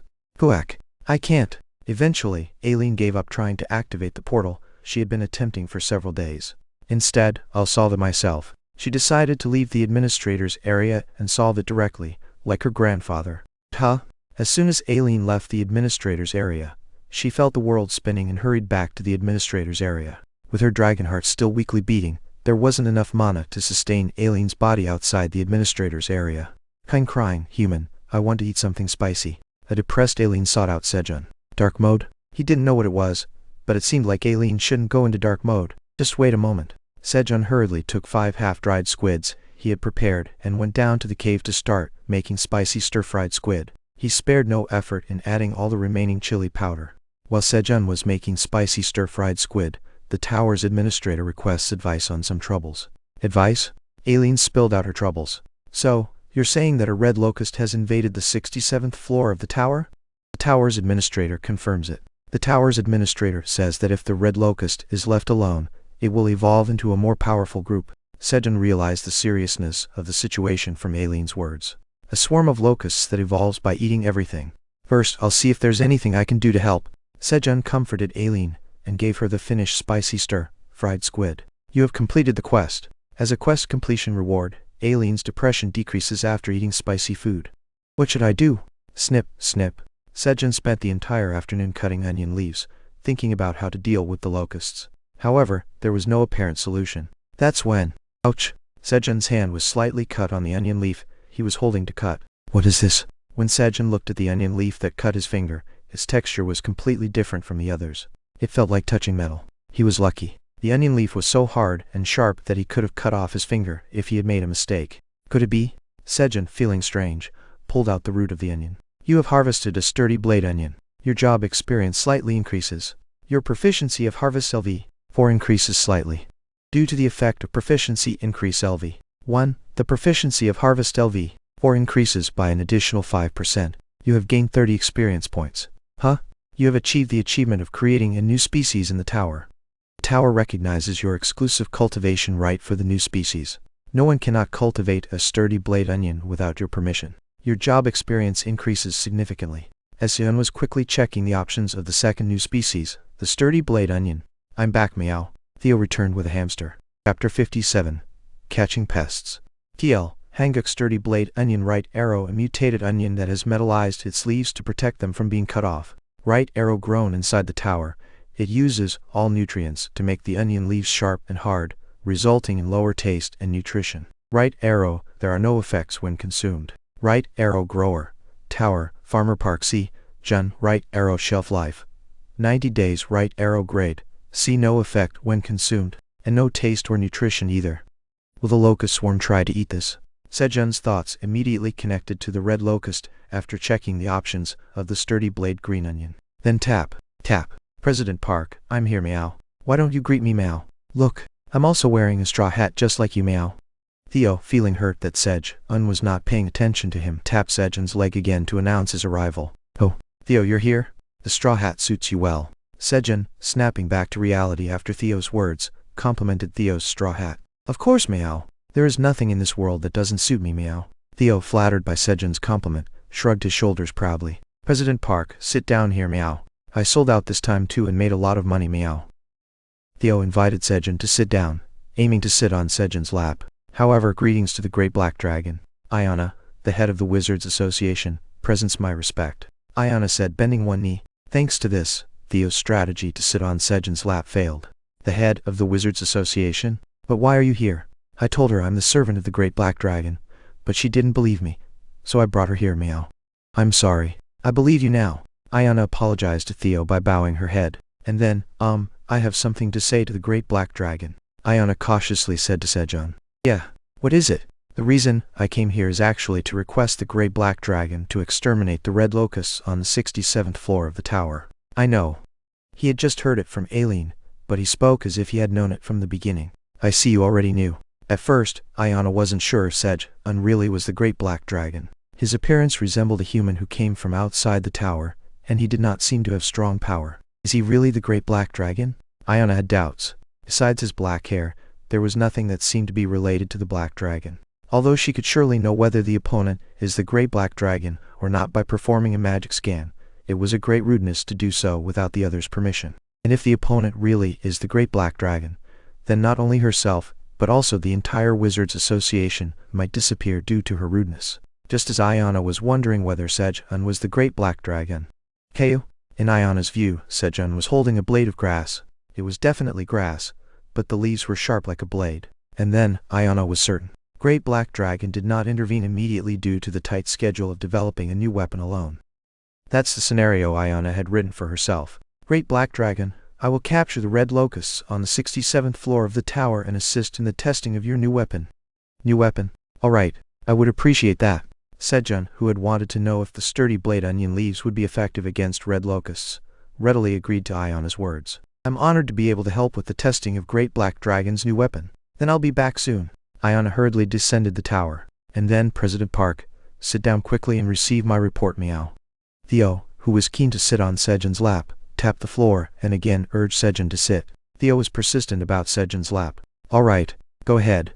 As soon as Sejun sat down on the floor, Theo climbed onto his lap and began his report on the latest trade. I've sold out again meow, and the total sales amount reached 10,575 tower coins, meow. Also Hujujuduk. Theo turned over his bag, pouring out treats, Sejun seasonings and coffee, and things he bought from the store area. Theo, good job. Sejun recognized Theo's 50 hours of work and rewarded him with 575 tower coins, excluding the 10,000 tower coin incentive. Thank you meow. But Theo, don't you have something to tell me? Meow? As Sejun stared at Theo, Theo stealthily looked elsewhere, avoiding eye contact with Sejun. The behavior of someone who clearly had something to hide. Theo, are you really not going to say it? It was a mistake meow. But how did you know meow? Theo could not understand how he was caught when he had surely dealt with the golden sweet potatoes, committing the perfect crime. Theo never thought that the only being capable of causing such a mishap in this cave was himself. I have my ways of knowing. Indeed, Park Sejun is amazing meow. Theo was once again amazed at Sejun's greatness. Fine. Since you confessed, I'll let this one go. But as a punishment, I'll confiscate your treats for the day and demote you from representative to intern. Also, I'll reduce your punishment time based on your behavior. I understand, meow. Theo obediently descended from Sejun's lap. And then, flap, flap. He started to fan with the cut onion leaves he found nearby, which were of an appropriate size. Theo, you little, Sejun was moved by Theo's growth. He would have been heartbroken and stuck in a corner of the cave in the past, but now, he was trying to do something. However, how about it meow? It's cool right meow? Can I be Representative Theo again now meow? After fanning the onion leaves 10 times, Theo asked. He still hadn't developed patience. I'll consider it after you fan 500 times. That's too much right meow? Understood meow. Gale. Flap, flap, flap. Gentle breeze. Flap, flap. So Theo, following Sejun's words, diligently fanned the leaves 500 times at different speeds. Am I now Representative Theo meow? Ugh. My waist, groan, groan. Am I now Representative Theo meow? This time it's my shoulder groan, groan. Why does President Park have so many aches, meow? Theo said in a disappointed voice, putting strength into his front paw. Sejun's heart softened at Theo's worried voice. Okay, you're Representative Theo again. Jump, President Park. Give me a churu. At Sejun's words, Theo jumped onto Sejun's lap at the speed of light and confidently asked for churu.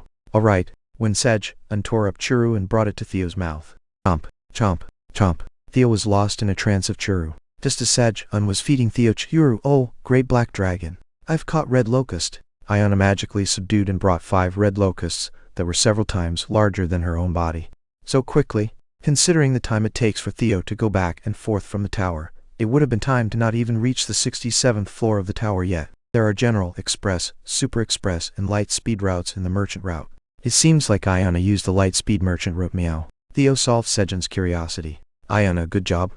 Thank you. Floating. Sejun examined the red locust, which was suppressed and floating in the air. It's really big. At first, he felt repulsive at its gigantic appearance, but as he continued to look at it, he became familiar, as if he were looking at a normal locust. Kundi, Kun.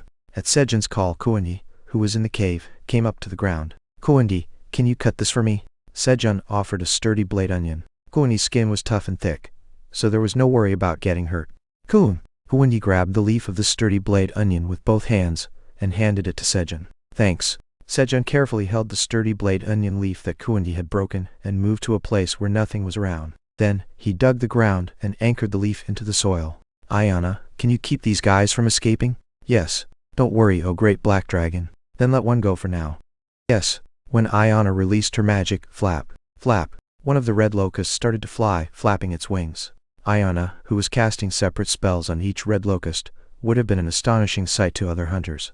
It meant that Ayana was doing pentacasting, casting 5 spells simultaneously, and she was also having a conversation with someone else. No matter how identical the magic was, using 5 at the same time was nearly impossible, a feat of considerable difficulty. For reference, the hunter with the best magic skills on Earth had a limit of double casting the same magic. Whoosh! The freed red locust glanced around and charged towards the sturdy blade green onion leaf stuck in the ground. And then chew! Crunch! Crunch! The red locust tried desperately to devour the sturdy green onion leaf till its last breath, and then died. Its appetite was terrifying. At that moment, achievement unlocked. Grape Farmer's Achievement of Pest Control with Crops. As a reward for the Grape Farmer's Achievement, 1 additional job attribute is granted. With the job attribute, you can gain experience when crops catch pests. Huh? Do crops catching pests also give experience? As Sejun was reading the message, congratulations. Oh great black dragon. Ayana confirmed the effects of the sturdy blade onion and spoke with emotion. Given enough time, it seemed like they could deal with tens of thousands of red locusts with just this leaf. At that moment, chew, chew, a chewing sound was heard. Huh? When Sejun looked at the source of the sound, Kundi had put both the sturdy blade onion leaf and the red locust in its mouth and was chewing. Hey, you'll get hurt if you eat that. Sejun quickly opened Kundi's mouth but gulp. It had already swallowed. Luckily, there were no small wounds inside its mouth. Kundi really didn't have anything it couldn't eat. Ayana, take these leaves to the 67th floor of the tower and plant them like this for now. Kundi, please cut the remaining leaves. Kun. In response to Sejun's words, Kundi broke off all the sturdy blade onion leaves and handed them to Ayana. Then I'll be going. Wait. Yes. Well, leave the remaining red locusts behind. Slurp. Slurp. Slurp. Kundi, having already tasted the red locusts, and the wolves, smelling the blood, were licking their lips as they looked at the red locusts. When Ayana handed the remaining 4 red locusts to Kundi and the wolves, chew, chew. Kundi and the wolves began to eat the red locusts without hesitation. Then, I will go down. Okay. The leaves will grow back by tomorrow morning, so come back to get them then. Yes. Ayana went down to the 67th floor of the tower with 9 sturdy blade onion leaves, and a few hours later, your crops have exterminated pests. You have gained 1 experience. Your crops have exterminated pests. You have gained 1 experience. Messages began to appear one after another. Days passed like this, and as they planted more split sturdy blade onion roots and cut more sturdy blade onion leaves, they sent more to the 67th floor of the tower. And Ayana built a minimum line of defense around the waypoint of the 67th floor with the sturdy blade onion leaves, preventing the red locusts from climbing to the 68th floor. Hey guys, waving hand, I've set up a Patreon for all of you who want to support and get early access to this novel. Right now, I'm offering 5 chapters ahead of the website releases, but I'm planning to increase it to 10 next Sunday. Feel free to check it out at patreon.com/Hanga Translations. Good night, Crescent Moon. Chapter 58. obtaining a delivery contract.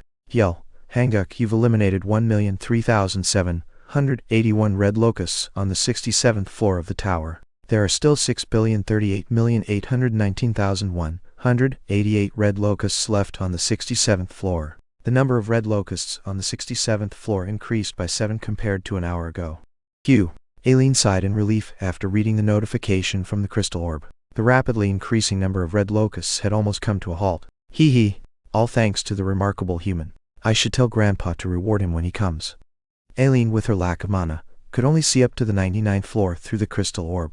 Therefore, she was not aware of the exact situation on the 67th floor. However, she well knew that Sedge played a major role in the elimination of red locusts on the 67th floor. Contribution to the red locusts extermination on the 67th floor. First place, Park Sedge, 311,300. Second place, Ayana, 123,812. Third place, Lizardman Warrior Tamuro, 11,929. This was apparent from the contribution display on the crystal orb. Thanks to this, Aileen's depression had faded away. Gurgle. Instead, hunger came. Hee.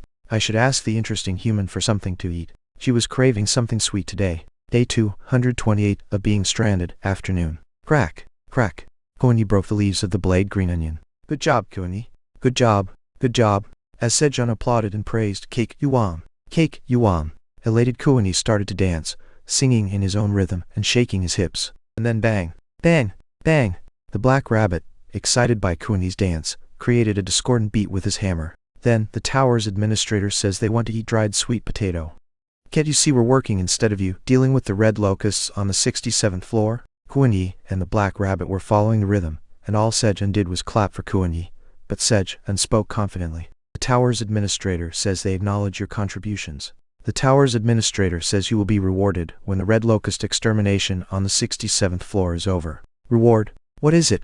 The tower's administrator says the more you contribute to the red locust extermination, the better the reward will be, so work hard. There was a separate reward. You should have said so sooner. Sejun hurriedly pulled out the dried sweet potato. Aileen, here's your quest. So, Sejun, who handed the dried sweet potato to Aileen, started cutting the green onion leaves, thinking of ways to increase his contribution to the 67th floor. And Mr.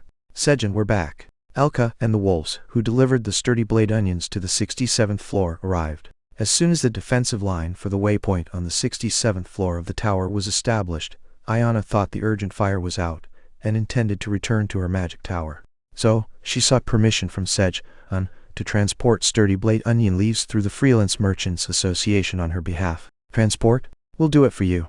Instead, Sejun had the wolves deliver the sturdy blade onion leaves to the 67th floor of the tower while asking for the cost to be paid to him. Of course, he also received the payment for the sturdy blade onion leaves. He secured a delivery contract for the sturdy blade onion leaves. That's how he received 2.5 tower coins for each sturdy blade onion leaf as a fee for delivering blade leaves to the 67th floor of the tower, combining it with the transport cost. It was an incredibly cheap price compared to the effect of exterminating red locusts. There was a reason. After being cut, the leaves of the sturdy blade onion would wither after 3-5 days because they were consumables. Thanks to this, it wasn't bad for Sejun to keep selling them at a steady pace, receiving 2.5 tower coins for each leaf of the sturdy blade onion. Here's your payment. Elka took out a money bag from her fluffy fur with her front paw. Inside the money bag was 75 tower coins, the price of 30 leaves of the sturdy blade onion. Although it was very small compared to the money Theo was making, if the harvest of the sturdy blade onion leaves increased in the future, it was highly likely to become another source of income for Sejun. Elka, you did well. Yes. Then, I will go down again. The wolves went down to the 67th floor of the tower again, carrying 200 sturdy blade onion leaves that were cut by Kuangi. Meanwhile, the production of sturdy blade onion leaves increased several times by dividing and planting the roots of the sturdy blade onion. Then, your crops have exterminated pests. You've gained 1 experience point. A message appeared that the pests had been exterminated. It seemed that the attack of the red locusts was happening again. Recently, Sejun received a job quest when he went up to level 20, with the experience points of pest extermination being added to the crop harvesting experience points, raising his level by 1. Job quest: harvest 1,000 crops.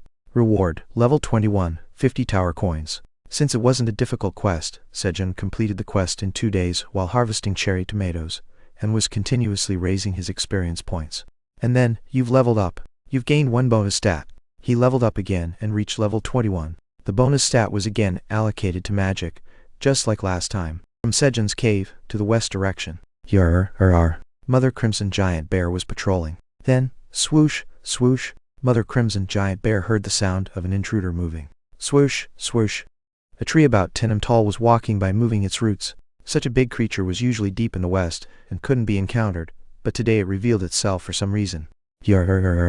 Mother Crimson Giant Bear charged at the tree monster. Thud. The branches tried to bind the Mother Crimson Giant Bear, but they didn't hinder her movement at all. Damn. Rip. The Mother Crimson Giant Bear punched her 2 front paws into the body of the tree, and ripped it apart. Snap. As the tree monster died, the Mother Crimson Giant Bear, who broke off the stiff branches, stood there chewing on the trunk and roots of the tree. And then thud. Thud. She carried several branches and took them to Sejun's cave, the headquarters of the Tower Farm project on the first floor of the tower. Is this a cherry tomato? Michael, who had rushed over after receiving a report from team leader Thomas, looked at the squirming cherry tomato branches and asked. There was no fruit on them. Yes, Vice Chairman. It seems to have mutated due to the growth stimulant. Mutation? Then you should have disposed of it quickly. Why are you still growing it? Michael shouted. It was only natural. It wouldn't be good for the company's image if word got out that Gagel had created such a strange thing. We were going to do that too, but what? We discovered something good while removing this plant. Cut off the bottom part of the cherry tomato. Thomas handed a sword to Michael and spoke. What could it be slicing? Michael, with an annoyed expression, cut off the bottom part of the cherry tomato. You've slain the polluted cherry tomato. You've gained 29 experience. What is this? Slice. Slice. You've slain the polluted cherry tomato. You've gained 27 experience. You've slain the polluted cherry tomato. You've gained 33 experience. Michael, as if he couldn't believe it, cut down a few more cherry tomato trees. Trees give experience? Yes. We can gain experience by killing the plants we have grown. Furthermore, Thomas brought over a pot. In the pot, a small sprout was growing. It also reproduces itself. Really? Yes. They do need nutrients, but it's true. At Thomas' answer, a good idea came to Michael's mind. Good. Plant these trees on the land we secured on the second floor of the tower. Yes. Understood. Day 230 of being stranded. Finally, Sejun's brick house, with a room and a kitchen, was completed. There was no furniture yet. Now I can sleep alone. Sejun temporarily made a bed in the room to be used as a bedroom with green onion leaves and a fur blanket. At that moment, in the corner of the bedroom, there was a wooden box the size of an apple box with a door. Note, wikipedia.org wiki apple box with this. As he opened the door. Squeak! Squeak! The black rabbit, who was tidying up his stuff, was angry at Sejun for opening the door without knocking. Sorry. Sejun quickly closed the door. And then He thought of the inside of the black rabbit's house that he just saw. What's this? While Sejun's house still didn't have a single chair, the black rabbit's house already had everything like a bed, a dining table and chairs. When Sejun thought he would have to press the wood craftsman gray rabbit, is this the bedroom, meow? It's shabby, but I'll make myself comfortable, meow, because I'm the generous President Theo, meow. Theo, who was using the President Theo time ticket, came in with Kuani carrying his baggage, as if it were his own, and laid down on Sejun's bed. Kuani, from now on dust off your feet before coming up here, meow. He acted like the owner and even gave a warning to Kuani. Keikwam. Tap tap. Upon Theo's words, Kuani dusted the dirt off his paws and climbed onto Sejun's fur blanket and lay down. Sejun's fur blanket, which he had just cleaned and brought in from outside, was immediately covered in fur by Theo and Kuani. It seemed necessary to ask the gray rabbit to make a brush out of wood before making any furniture. Thus, Sejun, who gave up sleeping alone, left the bedroom and went to the kitchen. The kitchen was somewhat modern. He implemented an island brick table for preparing ingredients and dining, and a brick stove with a separate 4-section stove where the fire can be individually controlled. Good. When Sejun looked contently at the kitchen and went outside to start working again. Where are you going, meow? Bang? Keikwam. Theo, the black rabbit, and Kuandi also went outside and followed Sejun. They seemed more excited than usual today. While doing farm work with the 3 following him, Elka, who delivered sturdy blade onion leaves to the 67th floor of the tower and returned, approached Sejun. Sejun, I've returned. Here's the payment. Elka handed Sejun a money pouch. Okay. Good job. And the lizardmen on the 67th floor of the tower want us to take care of the red locust carcasses. Can our silver wolf tribe do that? Carcass disposal? Yes. There are too many red locust carcasses, and the lizardmen are having trouble. Of course, we will give any benefits we obtain from this to you, Sejun. Since the sturdy blade onion leaves appeared, the number of red locusts dying overwhelmingly outnumbered the rate at which the lizardmen were eating them. That was fine, but the problem was that the red locusts were eating these bodies. The lizardmen can't handle the overflow of red locust carcasses.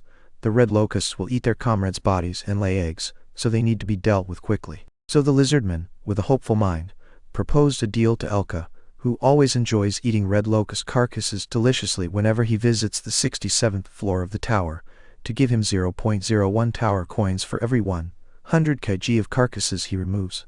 A win-win deal for both sides. And if Sejun permits, Elka planned to take all the Silver Wolf tribe down to the 67th floor of the tower. Well, of course, it's possible. He thought that it would be insufficient with only 3 wolves as the harvest of blade leaves increased. If they could mobilize other wolves, Sejun would welcome it. So, the Silver Wolf tribe went down to the 67th floor of the tower to supplement their protein intake. For extra chapters, you can read them on my Patreon at https://www.patreon.com. Hanguk Transitions. Chapter 59. Losing Reputation. Hanguk on the 232nd day of being stranded, while practicing Thundercloud's skill after lunch and providing shade for Theo, the Black Rabbit, and Kuengi Thump. Vroom! The Mother Crimson Giant Bear brought a massive tree trunk. Recently, as the Grey Rabbits started to make chairs, beds, and display shelves from wood, the Mother Crimson Giant Bear had been bringing back wood whenever she went out on patrol. However, it's too much, Sejun said, looking at the mountains of wood piled up behind the brick house. He did ask for the bear to bring back wood, but recently, the Mother Crimson Giant Bear has been bringing back wood every 2-3 hours. Boom! As the Mother Crimson Giant Bear laid down the wood and went back on patrol, jump! The wood craftsman Grey Rabbit climbed up the tree for trimming, and just as he was about to cut the tree with an axe, squeeze! The tree branches quickly moved and ensnared the Grey Rabbit. Gyo! From a bumpy part of the branch, a red fruit the size of a tennis ball sprung out and opened its mouth to eat the Grey Rabbit. Squeak! Rabbit! Swoosh! In a rush to save the Grey Rabbit, Sejun quickly sliced the fruit in half with his dagger. Then, all here exist. A voice was heard from the fruit. What was that? Sejun tried to listen more closely, but you've killed a carnivorous fruit of a corrupted largen. You've gained 50 experience points. The branch was already dead. Corrupted int. Was this a tree monster? Occasionally seeing blood on the tree or the smell of blood was strange. However, I thought it was blood from other monsters. He didn't expect it to be a real monster. But what does all here mean? And what is existing? For now, Sejun ordered the poisonous honeybees to extend their scouting range. The next morning, a bee from the poisonous honeybee landed on Sejun's shoulder as he came out of his brick house wearing a straw hat. And then Buzz. Hive 3, Patrol Report. Buzz, there's nothing suspicious around. A poisonous honeybee from the 3rd Queen's Hive reported the results of its patrol to Sejun. All right, good job. Rub rub. At Sejun's words, the poisonous honeybee rubbed its body on Sejun's face and flew toward its comrades. Buzz. Buzz. The poisonous honeybees from the 3rd Queen's Hive were busily collecting pollen and honey from the large field that was now starting to bloom. In the field where Sejun had planted 3,000 corn and 1,000 cherry tomatoes, a month and a half ago, 1,951 corn and 650 cherry tomatoes had grown to full bloom. The germination rate was 65%. As the level of seed sowing increased, the germination rate also increased. Buzz. Buzz. The poisonous honeybee, which had collected pollen and honey, returned to its home. The 3rd poisonous honeybee's hive was located inside a brick structure near the green onion field. In the middle, there were several holes for the poisonous honeybees to enter, and it was sturdy as it was made of bricks. As Sejun was watching the poisonous honeybee, squeak! Squeak! Squawk! The rabbits hurried Sejun, calling him. I got it. I'll start harvesting now. Today was the day to harvest the carrots that were planted 1,000 each on the surface and in the cave. Swoosh! Sejun went to the carrot field, and when he pulled the carrot stem, a plump carrot was pulled out. After harvesting 20 carrots, crunch, Sejun and the rabbits started eating the carrots one by one. Grade C definitely tasted different. It's delicious. Let's each eat one more. That way, our agility will increase, and we can finish our work faster. Squeak! Squawk! Squawk! The rabbits were excited by Sejun's words. They didn't care about agility. It was only important that they could eat more carrots. They ended up eating all 20 carrots and started working. Pull, pull, pull. Having eaten 6 carrots and his agility increased by 3, Sejun harvested the carrots at a tremendous speed. The carrot harvest was finished in less than an hour. Squeak! Squawk! Squawk! While the rabbits were pleased looking at the cave storage full of carrots, Sejun, we have arrived. We are honored to see the mighty black dragon Sejun.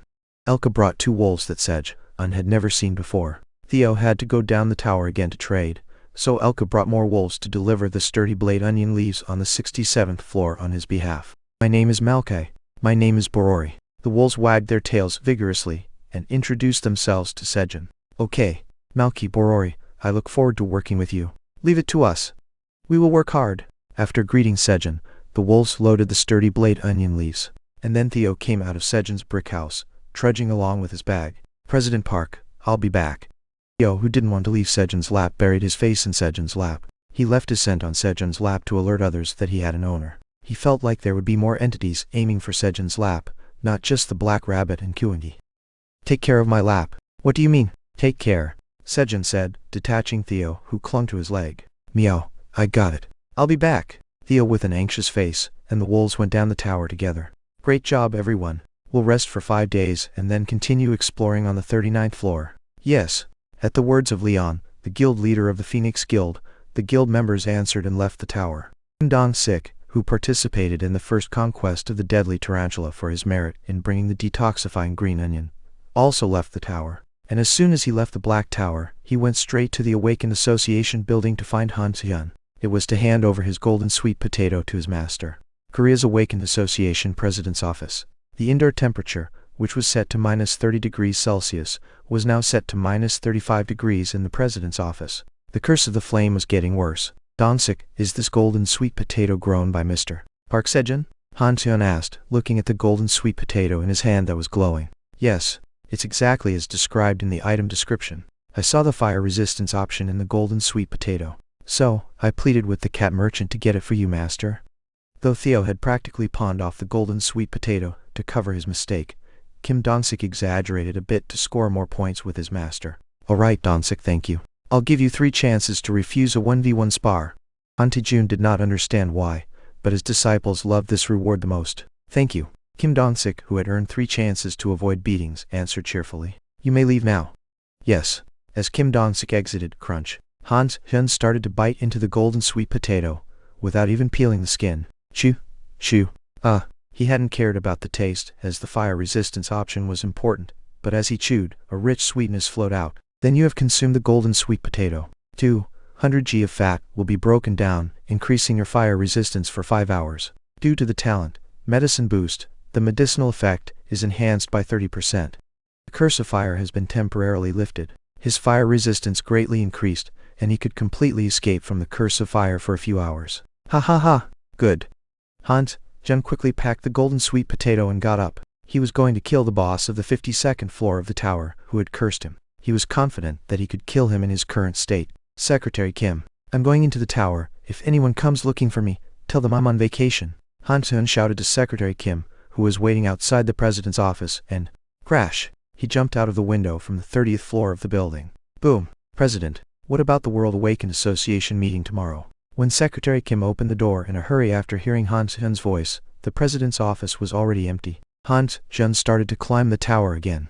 Is this the 67th floor of the tower, meow? Yes. Please come this way. Elka guided Theo to where his tribe members were gathering. Growl. Greek. About 100 silver wolves, 4-5 in size, were gathered there. Greet him. This is Representative Theo, who we are serving. It's nice to meet you, Representative Theo. Good. Nice to meet you too, meow. When 100 wolves bowed and greeted him, Theo felt a sense of grandeur in his heart. Ha ha ha. Of course, I'm invincible when I'm with Park Sejun, meow. I'll look around and explore for a bit, meow.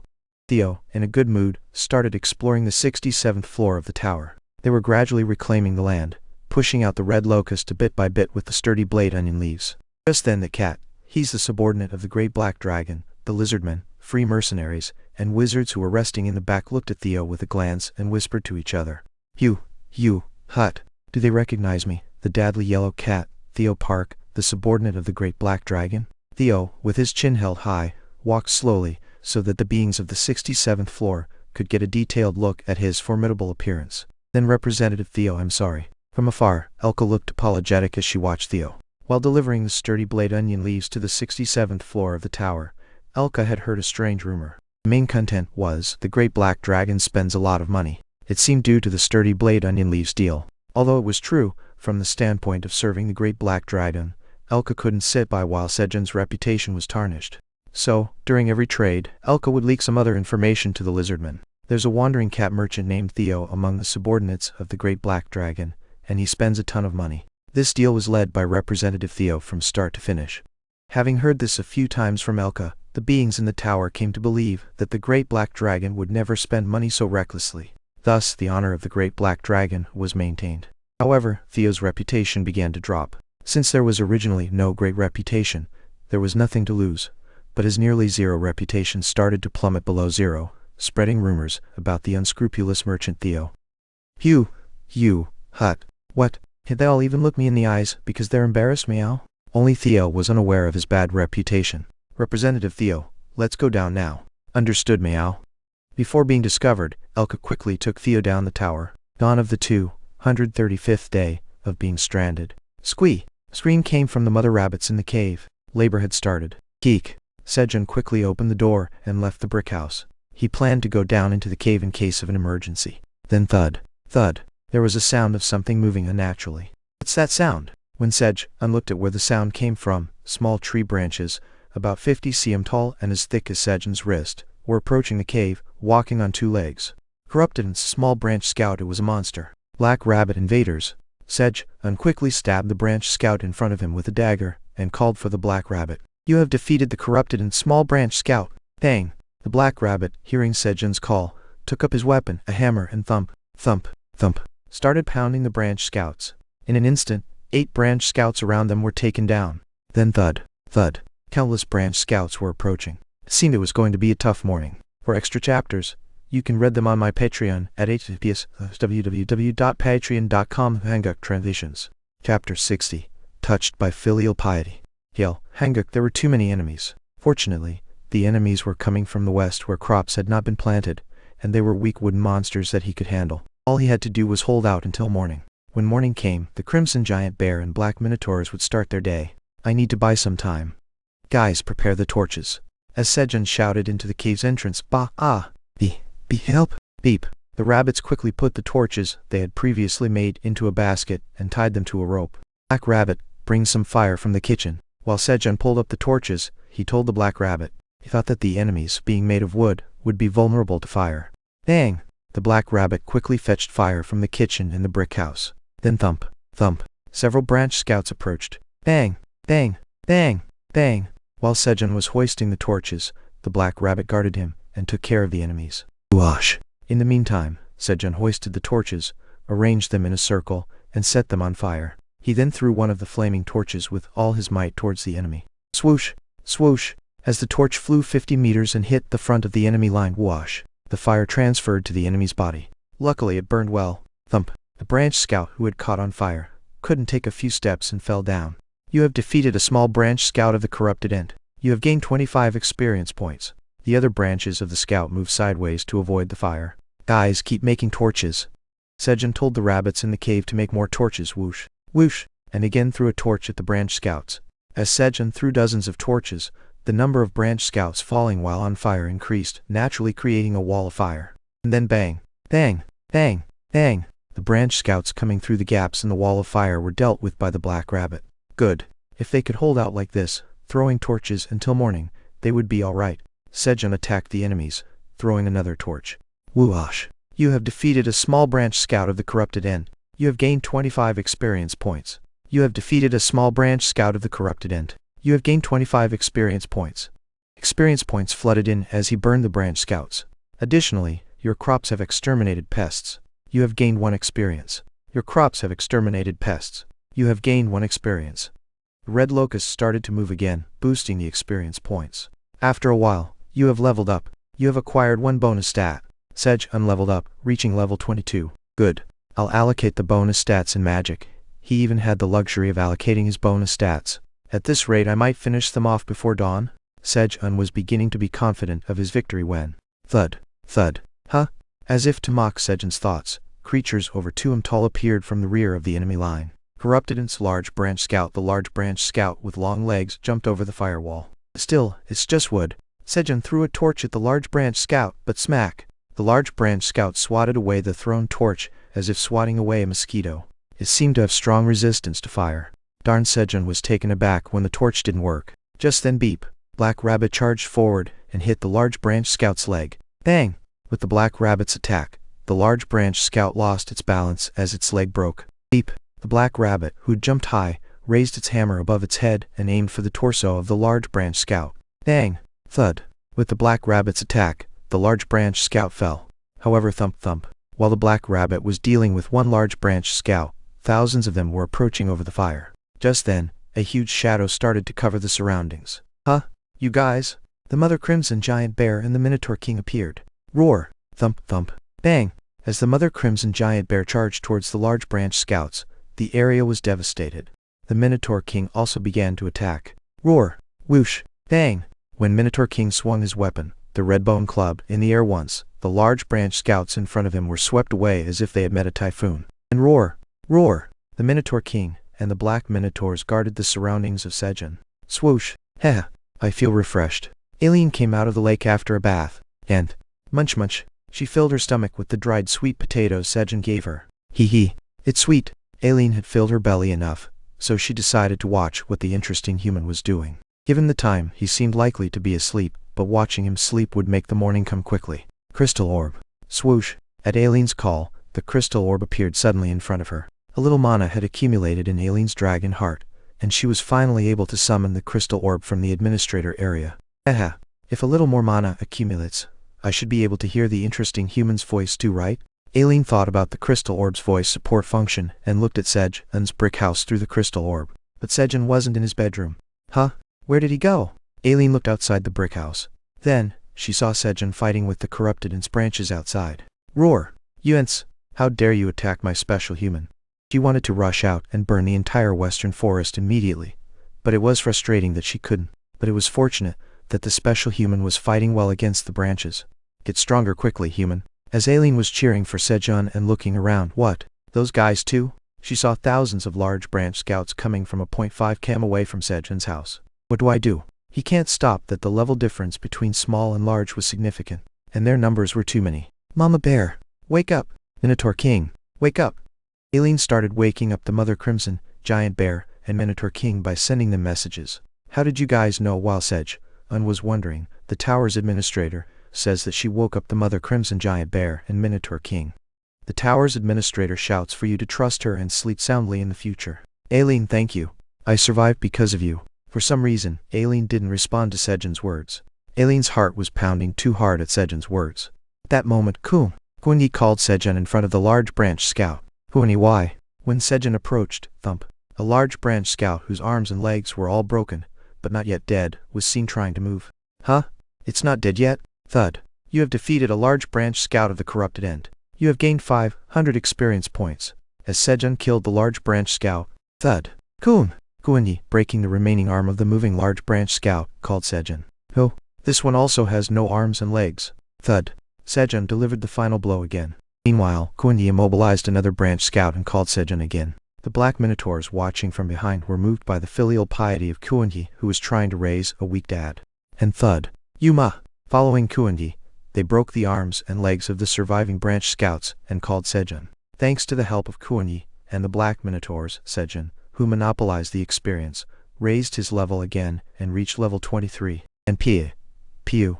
At the end of the long dawn, the faint cries of the baby rabbits came from the cave. Theo's intuition was accurate. Creatures targeting Sejun's knees were born. In front of the merchant route connecting the 50th floor to the 40th floor of the tower. I feel uneasy, meow. Theo, looking at his trembling whiskers shoot up, said. He felt like he had to return to the 99th floor of the tower soon. We can't wait, meow. Elka, let's go at top speed, meow. Yes, Representative Theo. I will carry you quickly and safely. At Theo's words, Elka started to run with Theo on his back. And then, humans, I have arrived, meow. After 12 hours, Theo, who arrived at the 38th floor of the tower, announced his arrival while riding on Elka's back. Theo, wait a moment. I'll call people right away. Hunters resting in the camp hurriedly contacted their colleagues. Fine, meow. Generous me will wait, meow. Theo spoke, placing a hand on his waist while sitting atop Elka. They didn't get surprised at seeing a Silver Wolf tribe member. It was because they occasionally saw wandering merchants with mercenaries. Soon the hunters began to gather. Ho ho ho, there are more humans, meow. Theo was pleased to see nearly 500 gathered hunters. The increase in the number of hunters was due to rumors about a new crop called detoxifying green onion. The royal knights had obtained 30 detoxifying green onions. One of them was fed to a guild member's father with terminal liver cancer, with the guild's permission. And Sejun's crop surprised the world again. After eating the detoxifying green onion, Cancer cells started to disappear from the liver of a terminal liver cancer patient within 24 hours. This led to an increase in the number of hunters once again, as wealthy individuals suffering from liver cancer requested detoxifying green onions from hunters. Today, I will sell C-grade magical cherry tomatoes in an auction, 500 each for a total of 6,000, followed by 100 each of D-grade detoxifying green onions for a total of 3,000. Meow. Theo invested all the incentives he received from Sejong into increasing his bag capacity, and filled it with detoxifying green onions, which were popular among humans. He deliberately arranged to sell the tomatoes first. This would keep humans who wanted to buy the onions around longer. Now, I am a seasoned wandering merchant who knows the art of selling. Meow. While Theo was feeling proud of his own growth, 650 tower coins for 500. Hunters began to bid for magical cherry tomatoes. As the supply of magical cherry tomatoes increased, the price gradually stabilized, settling at about 1.45 tower coins per tomato on average. All magical cherry tomatoes are sold out. Meow. In this way, he sold 6,000 magical cherry tomatoes and earned 8,700 tower coins. And then, now I will sell detoxifying green onions. Meow. With Theo's words, a fierce competition among hunters began. 2,500 tower coins for 100, 3,000 tower coins for 100, 3,500 tower coins for 100. Phoenix Guild, Royal Knight Guild, and Wizard Guild members participating in the auction quickly gave up bidding due to the skyrocketing prices. Today was not their day. 7,200 tower coins for 100. Sold. Meow. 7,600 tower coins for 100. Sold. Meow. Hunters who had been commissioned by the rich, who could spend hundreds of billions for their lives, swept away the detoxifying green onions. Paul really was the price. If you can't eat magical cherry tomatoes, you just lose vitality. But if you can't eat detoxifying green onions, you die. For the rich, this wasn't a matter of value. In this way, Theo sold 3,000 detoxifying green onions and earned 215,200 tower coins. Now, even the dream of becoming an advanced wandering merchant is not far away. Meow. Before he knew it, Theo's sales amount was approaching the promotion condition of 1 million tower coins for an advanced wandering merchant. Of course, other conditions are needed as well. Those who want to take a picture with me, line up. Meow. Theo took pictures with the hunters and received churro, seasoning, and coffee as rewards. See you next time. Meow. Theo hurriedly left the camp to go to the 99th floor of the tower.